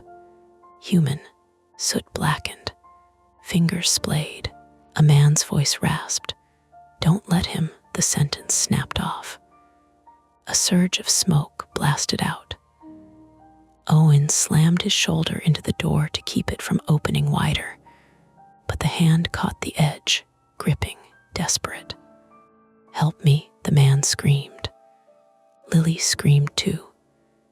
And upstairs from my apartment, the rocking chair began hammering the floor with such force that dust sifted down from the first floor ceiling. The trapped man shoved again. Owen shouted, "Pull him or shut it." But there was no clean choice now. The front hallway was almost blind with smoke. The back exit was half blocked and beyond Owen's apartment. Mrs. Alvarez was coughing again at the front landing. Firefighters still had not reached the building. Owen had his keys, but the truck was outside through smoke and rain. My bleeding hand throbbed. Lily stood between her father and the basement door, too scared to move and too brave to run. Then the building gave a low electrical buzz, the kind you feel in your teeth before you understand it. A blue-white flash lit the crack beneath the basement door. Owen's eyes widened. "Everyone out," he shouted. Too late. The lights in the stairwell burst back on all at once, blinding and yellow, and the basement door blew open against Owen's weight. Not in an explosion, not like a movie, just pressure, panic, and a failing latch. Owen went down hard. The man behind the door spilled into the hallway on top of him. Smoke rolled over them both. And behind that man, down the basement stairs, I saw orange light flickering where orange light absolutely should not have been. Lily ran toward her father. I grabbed her with my bleeding hand. She fought me. The back exit door slammed shut behind us in the draft. The front hallway disappeared. The basement was open. There was no safe retreat anymore. The man who came out of the basement landed on Owen like a sack of wet laundry. For 1 second, nobody moved. Not because we were calm, because the hallway had become too much information at once. Smoke rolling low and thick, Lily screaming her father's name, the basement door banging against the wall, that orange flicker below, the unidentified man clawing at Owen's shirt with blackened fingers. Then Owen coughed and shoved. Get him off. That snapped me into motion. I still had one hand around Lily's sleeve. She fought me, trying to reach him, and I had to yank hard enough that she stumbled back into the wall. Lily, stop. My dad, he's moving. He's under him. He's moving. My voice sounded like someone else's. Flat, mean, useful. The soot-covered man rolled sideways, not by choice so much as gravity and Owen's knee-forcing space. He was maybe in his late 30s male, with a shaved head and a dark hoodie melted at one cuff. His face was streaked gray and black, except where tears had carved clean tracks under his eyes. He coughed so violently that spit and soot hit the floor. Owen pushed himself up on one elbow. Blood ran from his temple. Not a lot, but enough. Lily saw it and made a broken little sound. I'm fine, Owen rasped. You're bleeding. I said I'm fine. He was not. His left hand shook when he tried to brace himself. His pupils looked even, I thought, though I had no business checking that in smoke and bad light. Behind him, the basement stairs glowed orange. Small flames, not an inferno yet, but real fire licking along something at the bottom landing, catching plastic storage bins, cardboard, maybe old paint rags. Heat pushed through the open doorway in pulses. The man on the floor grabbed my ankle. Door, he rasped. We need to shut it, Owen said. No. The man shook his head, frantic. He's down there. Owen froze. Who? The man tried to speak, coughed, failed. From upstairs came the chair again. Wood hammering wood. Fast now. The whole ceiling seemed to answer with dust. Lily looked up through the smoke. Why is it doing that? Owen didn't answer. He grabbed the basement door and tried to pull it closed. It moved 2 inches, then stopped. Something's blocking it, he said. The soot-covered man tightened his grip on my ankle. Chain. What chain? I asked. He pointed down the stairs. Owen swore. I followed his gaze and saw it. A steel security chain looped around the inside rail and hooked through an eye bolt someone had drilled into the basement door from below. It had gone slack when the door blew open, but now it prevented the door from closing fully. Someone had rigged it to keep the basement from being sealed. That was not supernatural. That was worse. That was a person making choices. Who are you? Owen demanded. Evan, the man coughed. Evan Lark. I was looking for. He stopped, eyes rolling toward the stairs. A sound came from below. Not a voice, not the cat. A scrape. Metal dragged over concrete. Owen went very still. He said, not looking away from the basement. Take Lily and Mr. Lark outside.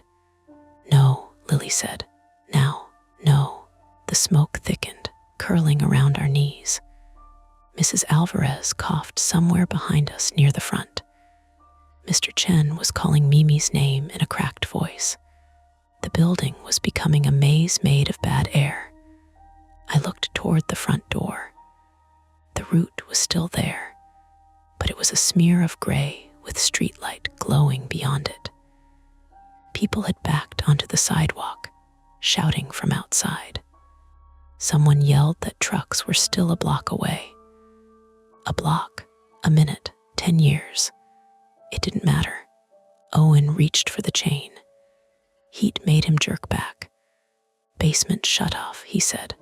What if the electrical panel's burning, fire keeps feeding, main disconnect is down there? You're not going down there, Lily said. He ignored her. If I can kill power, maybe we stop it from climbing. There's already no power, I said, partial. Something's cycling. You heard the buzz. The chair hammered again above us. Back and forward, like a metronome losing patience. Then Owen's eyes shifted toward my apartment ceiling. The chair, he said. What about it? It's not hearing names. It's responding to vibration. I stared at him. He coughed, wiped blood from his eyebrow with his sleeve, and pointed upward. Old building. Stack effect. Basement pressure changes. Joists carry vibration. Floor slope. It rocks hardest when something below surges. Your radiator wall is tied into the same chase. The words should have relieved me. They didn't, because they meant the chair had not been warning us like a ghost. It had been reporting the building's body failing underneath us. Another metallic drag from the basement. Evan's eyes widened. He's still down there, he whispered. Who? I said. Evan swallowed. Garrity. The name meant nothing to me. Then Lily said, the antique guy. I looked at her. At the mall, she said. Old man with the cane. He helped load the chair. The antique mall clerk had been a bored college kid, but there had been an older man in the back aisle, half hidden behind a stack of picture frames, watching as Owen tied the rocker into his truck. Thin face, gray mustache, one hand resting on a cane with a brass duck head. I had barely noticed him. Evan dragged in a breath. He said Ruth talked, said the chair had evidence. I followed him here. The hidden note flashed in my mind. Ask for Ruth. No police until you hear it. Evidence of what? I asked. Evan's eyes found mine through smoke. Your sister. The hallway tilted. Not actually. My body did. Lily caught my elbow this time. Owen snapped. Later, he was right. I hated him for it. From below, a man shouted, Evan. The voice was older, rough, furious. Evan tried to crawl backward. Don't let him out. Owen moved toward the stairs. Lily grabbed him around the waist. Dad, please. He stopped for her. Only for her. That pause saved him. Something flew up from the basement and struck the inside wall beside the door with a hard metallic clang. A pry bar. It bounced, spun, and landed near my foot. If Owen had taken one more step, it would have hit his face. We all stared at it. Then the older man started up the stairs. Slowly, one step, then another. Through smoke and orange light, I saw his cane first. Brass duck head, then one sleeve of a tan overcoat. Then his face, pale except for soot at the mouth. He held a small red gas can in his other hand. The fire smell changed. Gasoline. Owen said, very quietly, everybody back. Garrity smiled like he was greeting customers. Anna Whitcomb, he said. Hearing my full name in his mouth did something worse than frighten me. It made the situation organized, intentional. I had not bought the chair by chance, or maybe I had, and he had adapted fast. Either way, I was no longer dealing with a weird object and an unlucky fire. A man had followed it here. You came upstairs, Evan croaked. You said you just wanted the recorder. Garrity's eyes flicked to him. You should have stayed out of other families' business. Other families. My thumb throbbed from the cat bite. My lungs scratched. My knees felt hollow. What recorder? I asked. Garrity looked at me with mild surprise. She never told you. Owen edged sideways, putting himself between Garrity and Lily. Put the can down. Garrity raised it slightly. Back doors blocked. he said. Front's full of smoke. Fire department won't be quick. This can all still be a wiring problem if you let me leave with the chair. With the chair, Lily said, incredulous and shaking. The chair has nothing to do with this, Owen said. Garrity laughed once. No, it has everything to do with this. The chair above us slammed harder, as if punctuating him. Owen didn't look up this time. Pressure's building. What does that mean? I asked. It means we don't have time. Garrity took another step. The flame below him crawled along the edge of a cardboard box. He did not seem to care that he was between us and the fire, between his own body and the gasoline in his hand. That scared me more than if he had acted wild. He was focused, practical, a man finishing a chore. Bring me the chair, he said. It's upstairs, I said. I know. I'm not bringing you anything. His face tightened. For the first time, I saw the panic under his control. He needed the chair. Not wanted, needed. And suddenly, the note made ugly sense. Ruth, no police until you hear it. A recorder.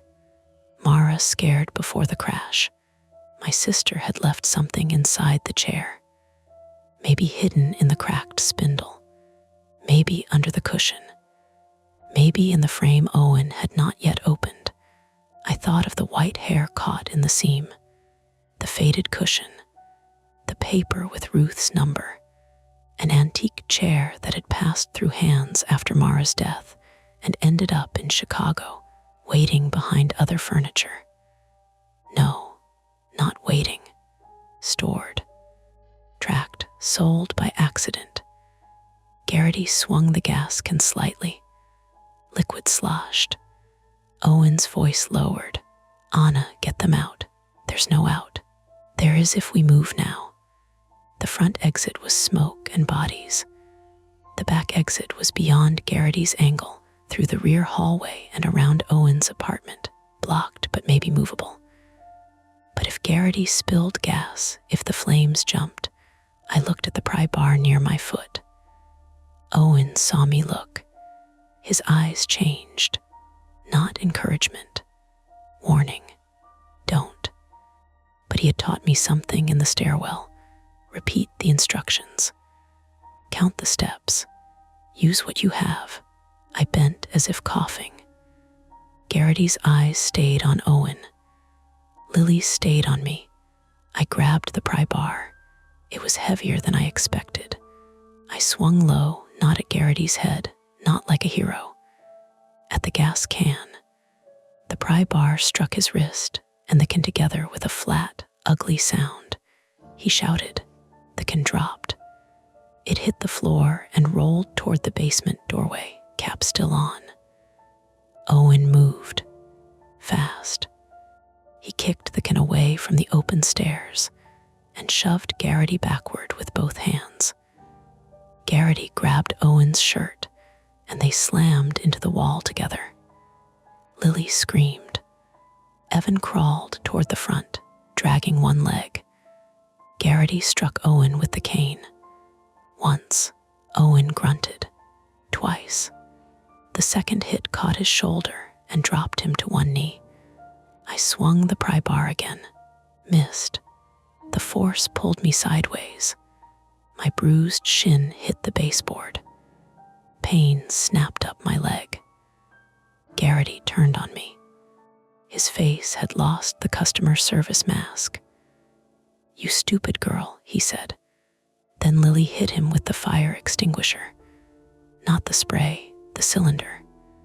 She came from his blind side and drove it into his ribs with both hands. It made a hollow, meaty sound. Garrity folded, gasping. Don't call her stupid, Lily sobbed. Owen, still on one knee, ripped the cane from Garrity's hand and flung it down the hall. Back exit, he choked. Now, I grabbed Evan under one arm. He was heavier than he looked, all dead weight and coughing. Lily grabbed his other side, though her wrist was bleeding from Mimi's swipe.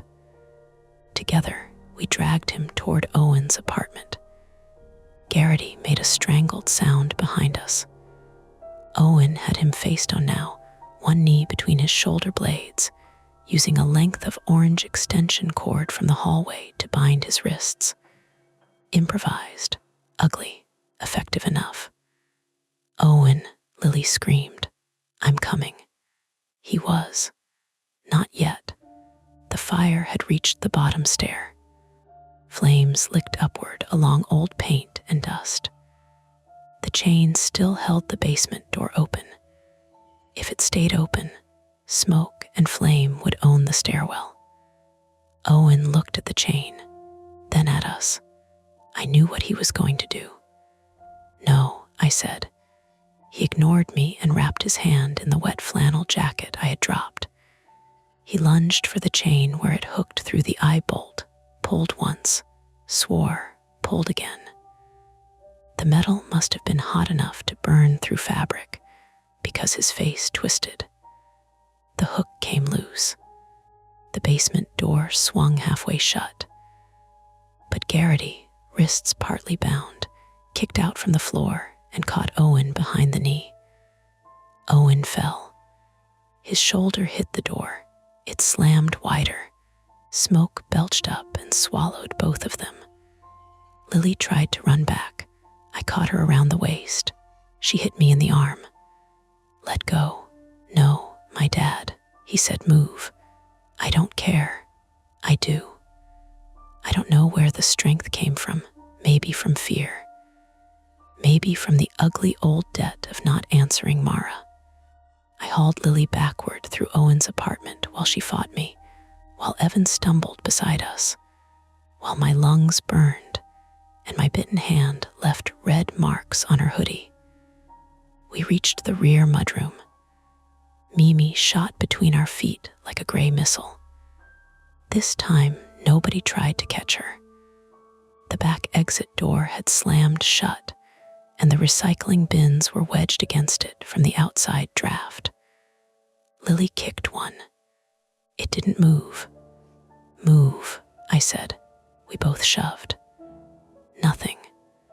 The door opened inward, but the bins had tipped into the little alcove and jammed against the threshold. Behind us, Owen's apartment door banged. Smoke poured in. I lifted the pry bar. One useful thing left in my hand. I wedged it under the nearest bin and levered upward. Plastic squealed against tile. Lily shoved with her shoulder. Evan coughed on the floor, barely upright. Again. The bin shifted an inch. Again. My bitten hand slipped on the pry bar. Pain tore through my thumb so bright my vision sparked. "Anna," Lily said, "again." We moved it enough for the door to open 6 inches. Rain blew through the crack. Cold air, beautiful air. Lily squeezed through first because she was thinnest. She shoved from the other side. I pushed from inside. The bin toppled. The door flew open. The alley behind the building was narrow and wet, lined with trash cans, slick brick walls, and a chain-link gate leading toward the street. Lily stumbled out, then turned back. "Evan," dragged him through together. He collapsed onto wet concrete. I sucked in rain-cooled air and immediately coughed so hard I vomited onto the alley wall. Lily didn't look away from the doorway. "My dad," she said. From inside, through the smoke, Owen shouted. Not words, a sound of effort. Then another figure appeared. Owen came backward through the mudroom, dragging Garrity by the collar. I still don't know how he did it. Not cleanly. Not heroically. He fell twice. His right hand was red and blistering. His face was gray. Garrity was half-conscious, wrists tangled in extension cord, coughing and cursing in fragments. At the threshold, Owen's legs gave out. Lily and I grabbed him. Together, we pulled both men into the alley. Owen rolled onto his back in the rain, gasping. Lily dropped beside him, both hands on his chest like she could hold him to the earth. "You idiot," she sobbed. "You idiot, you idiot." He tried to smile. It didn't work. Sirens arrived then, loud and close at last, red light washing the alley brick. Firefighters came through the gate in turnout gear, voices clipped, efficient, almost unbearably calm. They moved past us into the building with hoses and tools, while paramedics pulled us farther down the alley. Real help feels less cinematic than you expect. More hands, more commands, oxygen masks, questions repeated until you answer correctly. Name, date, anyone else inside? Where is the fire? What did you breathe? Did you hit your head? I kept trying to tell them about Mrs. Alvarez, about Mr. Chen, about the front exit. They already knew. They made me sit anyway. Across the alley, Garrity lay on his side with a firefighter's knee near his back and a police officer cuffing him properly now. He turned his head once and looked at me. His lips moved. I couldn't hear him over the engines, but I thought he said, "Ruth kept a copy." Maybe I imagined it. Maybe I needed him to say something useful. Owen was loaded onto a stretcher. Burns to the hand. Smoke inhalation. Possible concussion. Lily tried to climb in after him and was gently blocked, then allowed to ride up front when she started shaking too badly to stand. Before they closed the ambulance doors, Owen looked at me through the oxygen mask. "Chair," he mouthed. I looked up. Second floor. My apartment window. Smoke pressed against the glass. Rain ran down it in silver lines. The rocking chair was still visible near the bay window, barely, its high back a dark shape against the flashing red light. It was not moving now. The firefighters got the fire under control before it took the whole building. Later, they would say the basement had been packed with stored junk and illegal electrical work, overloaded lines, bad splices, extension cords feeding things that should never have been fed that way. They would say the first ignition likely came from tampering near the panel. They would say we were lucky. I sat on the curb with a foil blanket around my shoulders and my bitten hand wrapped in gauze, watching smoke pour out of windows that had been punched open from inside. Lucky did not feel like the right word. A firefighter came out carrying something wrapped in a salvage tarp. At first, I thought it was a body. Then I saw one curved oak runner, the rocking chair. Its cushion was soaked. One arm was scorched. The cracked rear spindle had split open completely. Inside the hollow of that spindle, visible through the break, was a small black plastic recorder wrapped in wax paper and taped tight. A cheap voice recorder, the kind Mara used in college when she interviewed people for her little local history projects and forgot to delete half the files. The firefighter set the chair down near the engine because he didn't know what it meant. I did. So did Garrity. From where he sat cuffed beside a patrol car, he saw it and began to laugh. Not loudly, just enough. The sound scraped along the wet pavement and settled somewhere I knew I would carry for a long time. The fire was contained. The man who had started it was alive and in custody. Owen was alive. Lily was alive. Mrs. Alvarez had her inhaler. Mr. Chen's cat streaked out of the alley and vanished under a parked Subaru, filthy but moving. The immediate danger had an ending, but the chair sat under emergency lights, split open at last, holding Mara's hidden recorder like a secret organ. And I understood that surviving the fire had only brought us to the thing everyone had been trying to burn. The first thing they did at Swedish Hospital was take my clothes. Not dramatically. No one cut anything off me. A nurse named Patris handed me a plastic bag with a drawstring and said, "Anything with smoke in it goes in here, honey," in the same tone she might have used for wet socks. I stood in a curtained exam bay under fluorescent lights, peeling off my sweater with one hand because the other was bandaged and throbbing.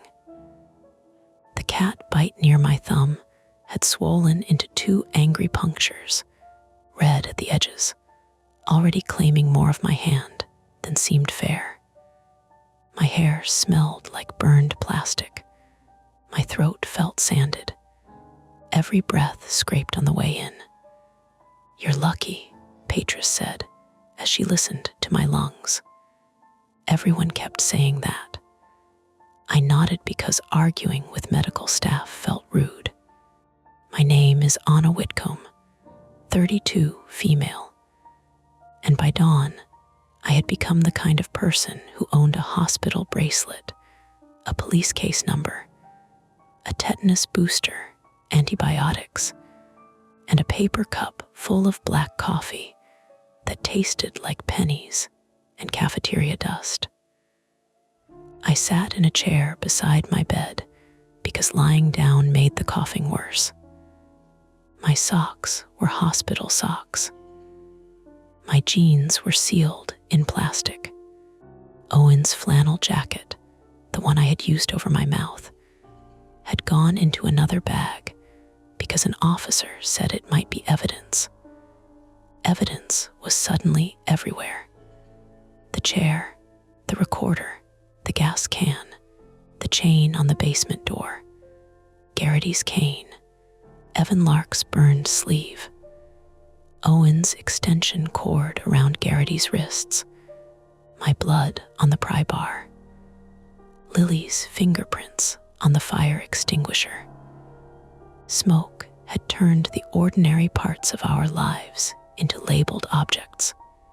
Across the hall, Lily Pike, 16, female, sat curled in a waiting room chair with a blanket around her shoulders and soot still in the crease beside her nose. Someone had cleaned the scratch on her wrist. She refused to leave until she could see Owen. Every time a nurse walked past, Lily straightened. Every time the nurse kept walking, she folded back into herself. Owen Pike, 40, male, had been admitted for smoke inhalation, burns across his right palm, and a concussion. He was awake. That was what they told us first, because it was the only fact any of us wanted. Awake, talking, angry about his boots being lost in the ambulance. Lily cried when she heard that, not because it was sad, but because it sounded exactly like him. Mrs. Alvarez, 78, female, had been brought in too. Her asthma had stabilized after a nebulizer treatment, though she kept apologizing to anyone who came near her. "I made trouble," she told me when they wheeled her past. "You did not," I said. She patted my good hand. "You came back." I almost told her that coming back was not always courage. Sometimes it was guilt with shoes on. Instead, I smiled because she needed that version more. Mr. Chen, 69, male, did not come to the hospital.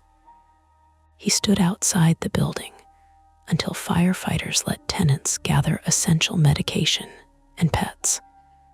Mimi, the gray cat, was eventually found under the parked Subaru, exactly where she had vanished, filthy, furious, and alive. Pancho, Mrs. Alvarez's orange cat, was recovered from behind her sofa with smoke in his fur and no interest in forgiveness.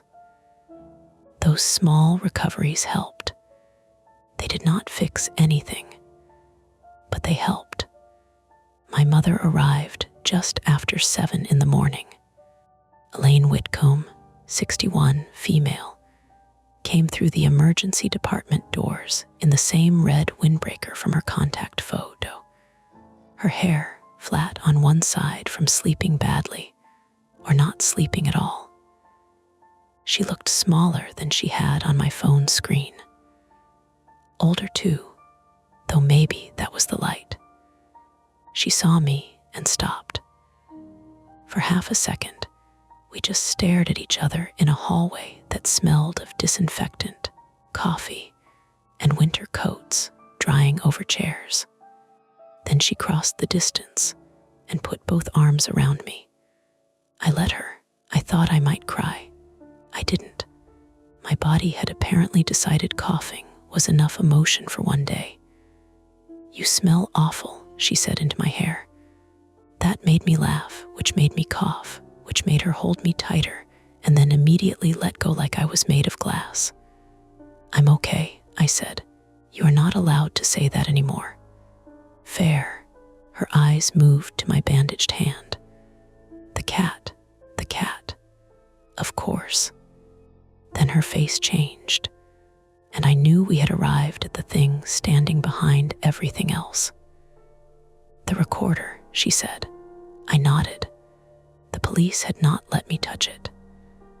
A Chicago police detective named Marisol Keene, 46, female, had interviewed me in the hospital after the doctor cleared my oxygen levels.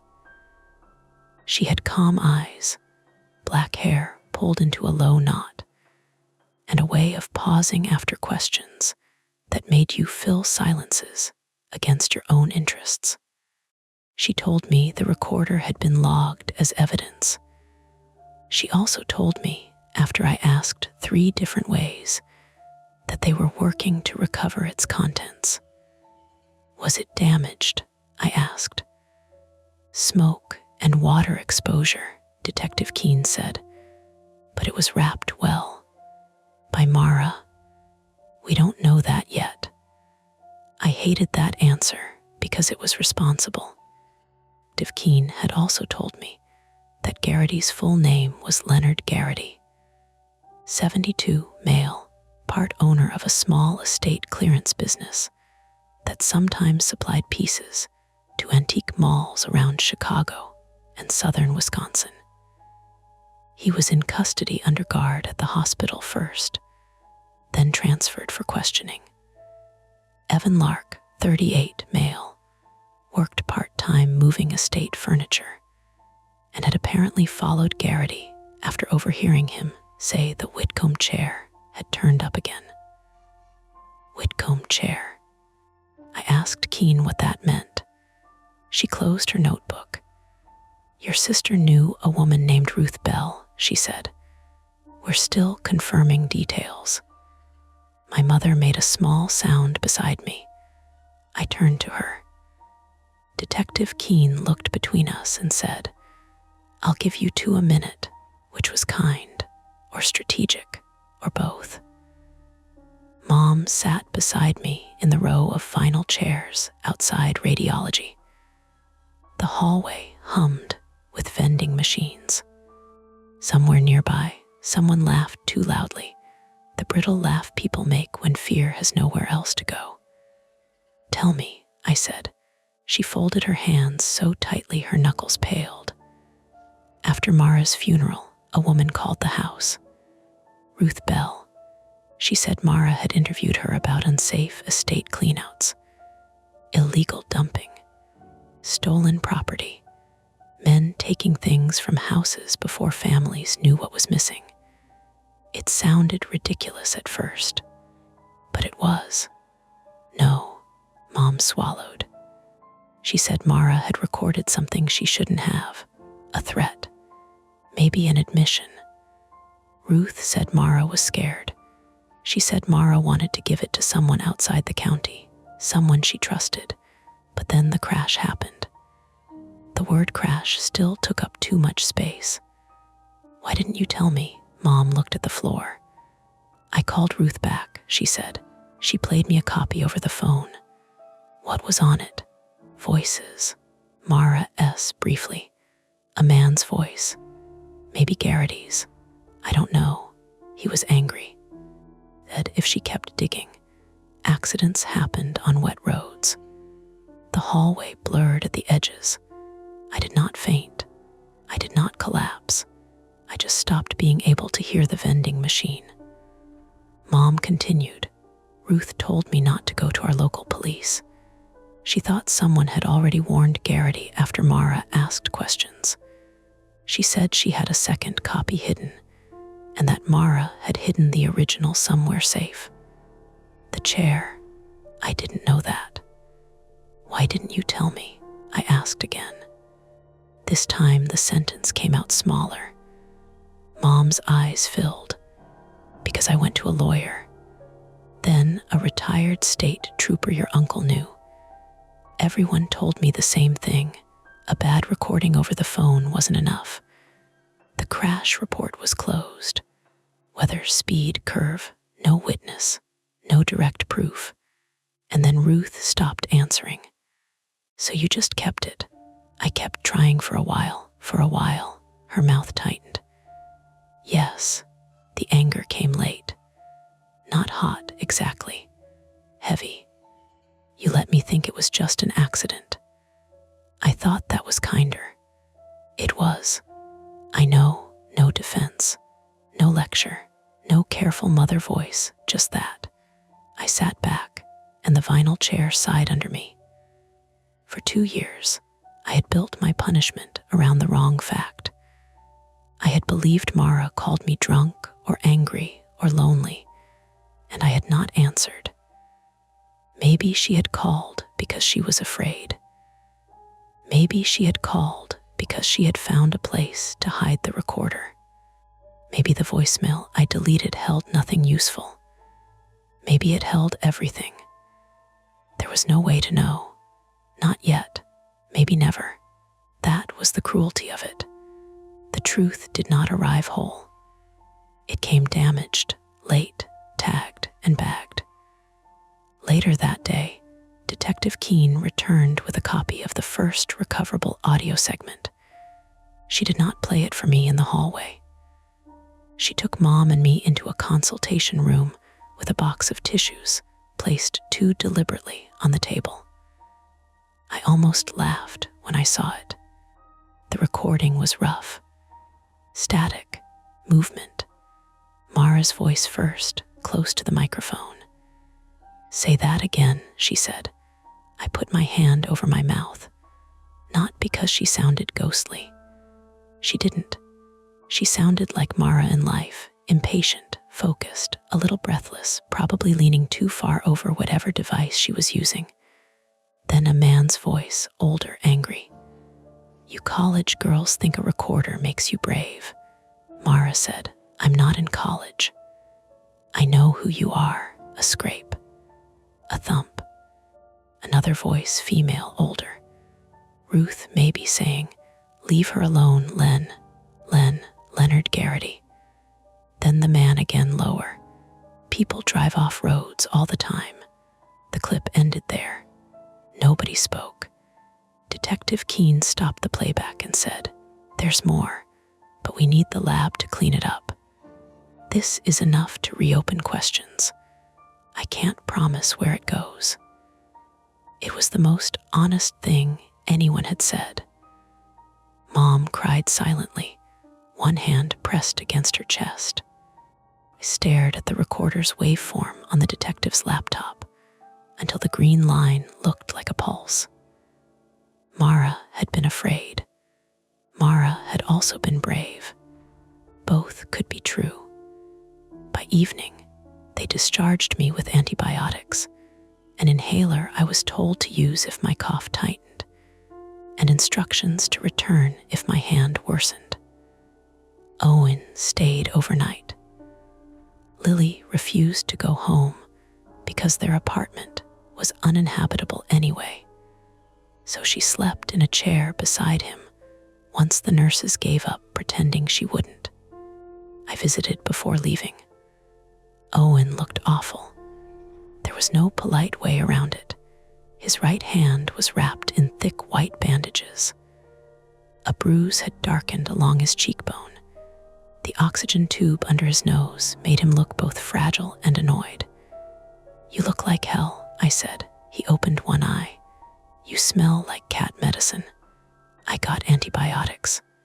"Good," Lily, half asleep in the corner chair, muttered. "Tell her she's an idiot." Owen closed his eye again. "You're an idiot. Thank you. You saved Alvarez. You saved everyone." "No," he opened both eyes then. "We got lucky." There it was again. But from him, it sounded less like dismissal and more like warning. "Yeah," I said. He glanced toward Lily, then lowered his voice. "The chair, evidence. Good. I'm sorry it brought this into your building." He gave me a look sharp enough to cut through painkillers. "Garrity brought it, not you," I nodded, but the guilt did not obey. The building was yellow taped when Mom drove me back the next afternoon to collect essentials under a firefighter's supervision. The rain had stopped. Chicago looked scrubbed and indifferent. Wet sidewalks, brown leaves pasted to curbs, buses groaning through puddles like nothing had happened. Inside, the stairwell smelled of char, soaked plaster, and chemical foam. My apartment door had been forced wider by firefighters. The living room was wrecked in small, practical ways. Windows broken for ventilation, boxes soaked, floorboards streaked with dirty water. The radiator wall blackened above the baseboard where smoke had found a path. The chair was gone, of course. Its absence was stranger than its presence had been. A clean rectangle remained in the dust by the bay window, runner marks still visible in 2 curved arcs. The coaster sat on the sill where Owen had left it. I picked it up and put it in my coat pocket without thinking. Mom stood near the coffee table, looking at the spot where the note had been. "I should have told you," she said. "Yes, I was afraid you'd go after it." "I might have. I know." We packed my laptop, some clothes, medication, chargers, my work notebook, and the framed photo of Mara I had kept face down in a moving box because I had not decided where grief belonged in the new apartment. In the photo, Mara was 26, female, standing in front of a coffee shop in Madison, hair coming loose from a braid, one hand raised like she was blocking the camera and waving at the same time. I remembered taking it. I remembered her telling me to delete it. I hadn't. That felt like a small mercy. I stayed with Mom in a hotel near the Kennedy Expressway for 3 nights. We did not fix ourselves. People like to pretend revelations have healing properties. They don't, not immediately. Truth is not medicine. It is more like surgery. Necessary, maybe, messy. You still wake up hurting. Detective Keene called twice. Garrity had asked for a lawyer. Evan Lark was cooperating. Ruth Bell had been located in a hospice facility outside Rockford under her married name. Ruth Bell Hargis, 84, female, alive, but very ill. She confirmed she had known Mara and had kept a copy of the recording, though her copy had been given years earlier to a niece who put things in storage. The niece was being contacted. There would be months of procedure, maybe years. Charges for arson and assault were straightforward. Anything tied to Mara's death would be harder. Old cases are stubborn. Evidence decays. People forget. People die. But the crash was no longer just weather and a curve. That mattered. A week later, I went to the police property office to sign paperwork identifying the chair as the one I had purchased. Detective Keene let me see it through a glass partition, not touch it. It sat on a metal table in a storage room, tagged and ugly under bright lights. Without the cushion, with one scorched arm and the split spindle exposed, it looked less haunted than abused. Just wood, oak, nails, dust, a hiding place. That should have been enough. But as I stood there, a maintenance cart rolled somewhere down the hallway beyond the evidence room. Its wheels rattled over a threshold. The chair rocked once, barely, a tiny shift, back, forward. The evidence technician beside me didn't notice, or pretended not to. I looked at the floor. Smooth concrete, no radiator, no sloped hardwood, no old apartment breathing heat through joists. Then the technician said, "HVAC kicks hard in here. Everything rattles." "Right," I said, and it was probably true. That is what I tell myself. Most days, I believe it. I moved into a short-term furnished studio in Ravenswood, while the insurance company, landlord, city inspectors, and everyone else argued over the burned building. Owen and Lily moved in with Owen's sister in Skokie. Mrs. Alvarez stayed with her nephew. Mr. Chen found Mimi and Pancho both temporary homes, though he complained that Mimi had become too proud after surviving disaster. Life resumed in the insulting way it does. I bought groceries, real ones. I worked from a borrowed desk. I took antibiotics with yogurt. I called my mother every night, and sometimes we talked about Mara without either of us changing the subject. Sometimes we couldn't. One evening, about 2 weeks after the fire, Mom played me the only remaining voicemail from Mara that she had saved on an old phone. It was not the one I deleted. It was shorter. "Mom, don't freak out," Mara said, which was exactly how she started every sentence before giving you a reason to freak out. "I'm handling it. Anna's going to kill me because I borrowed her charger again.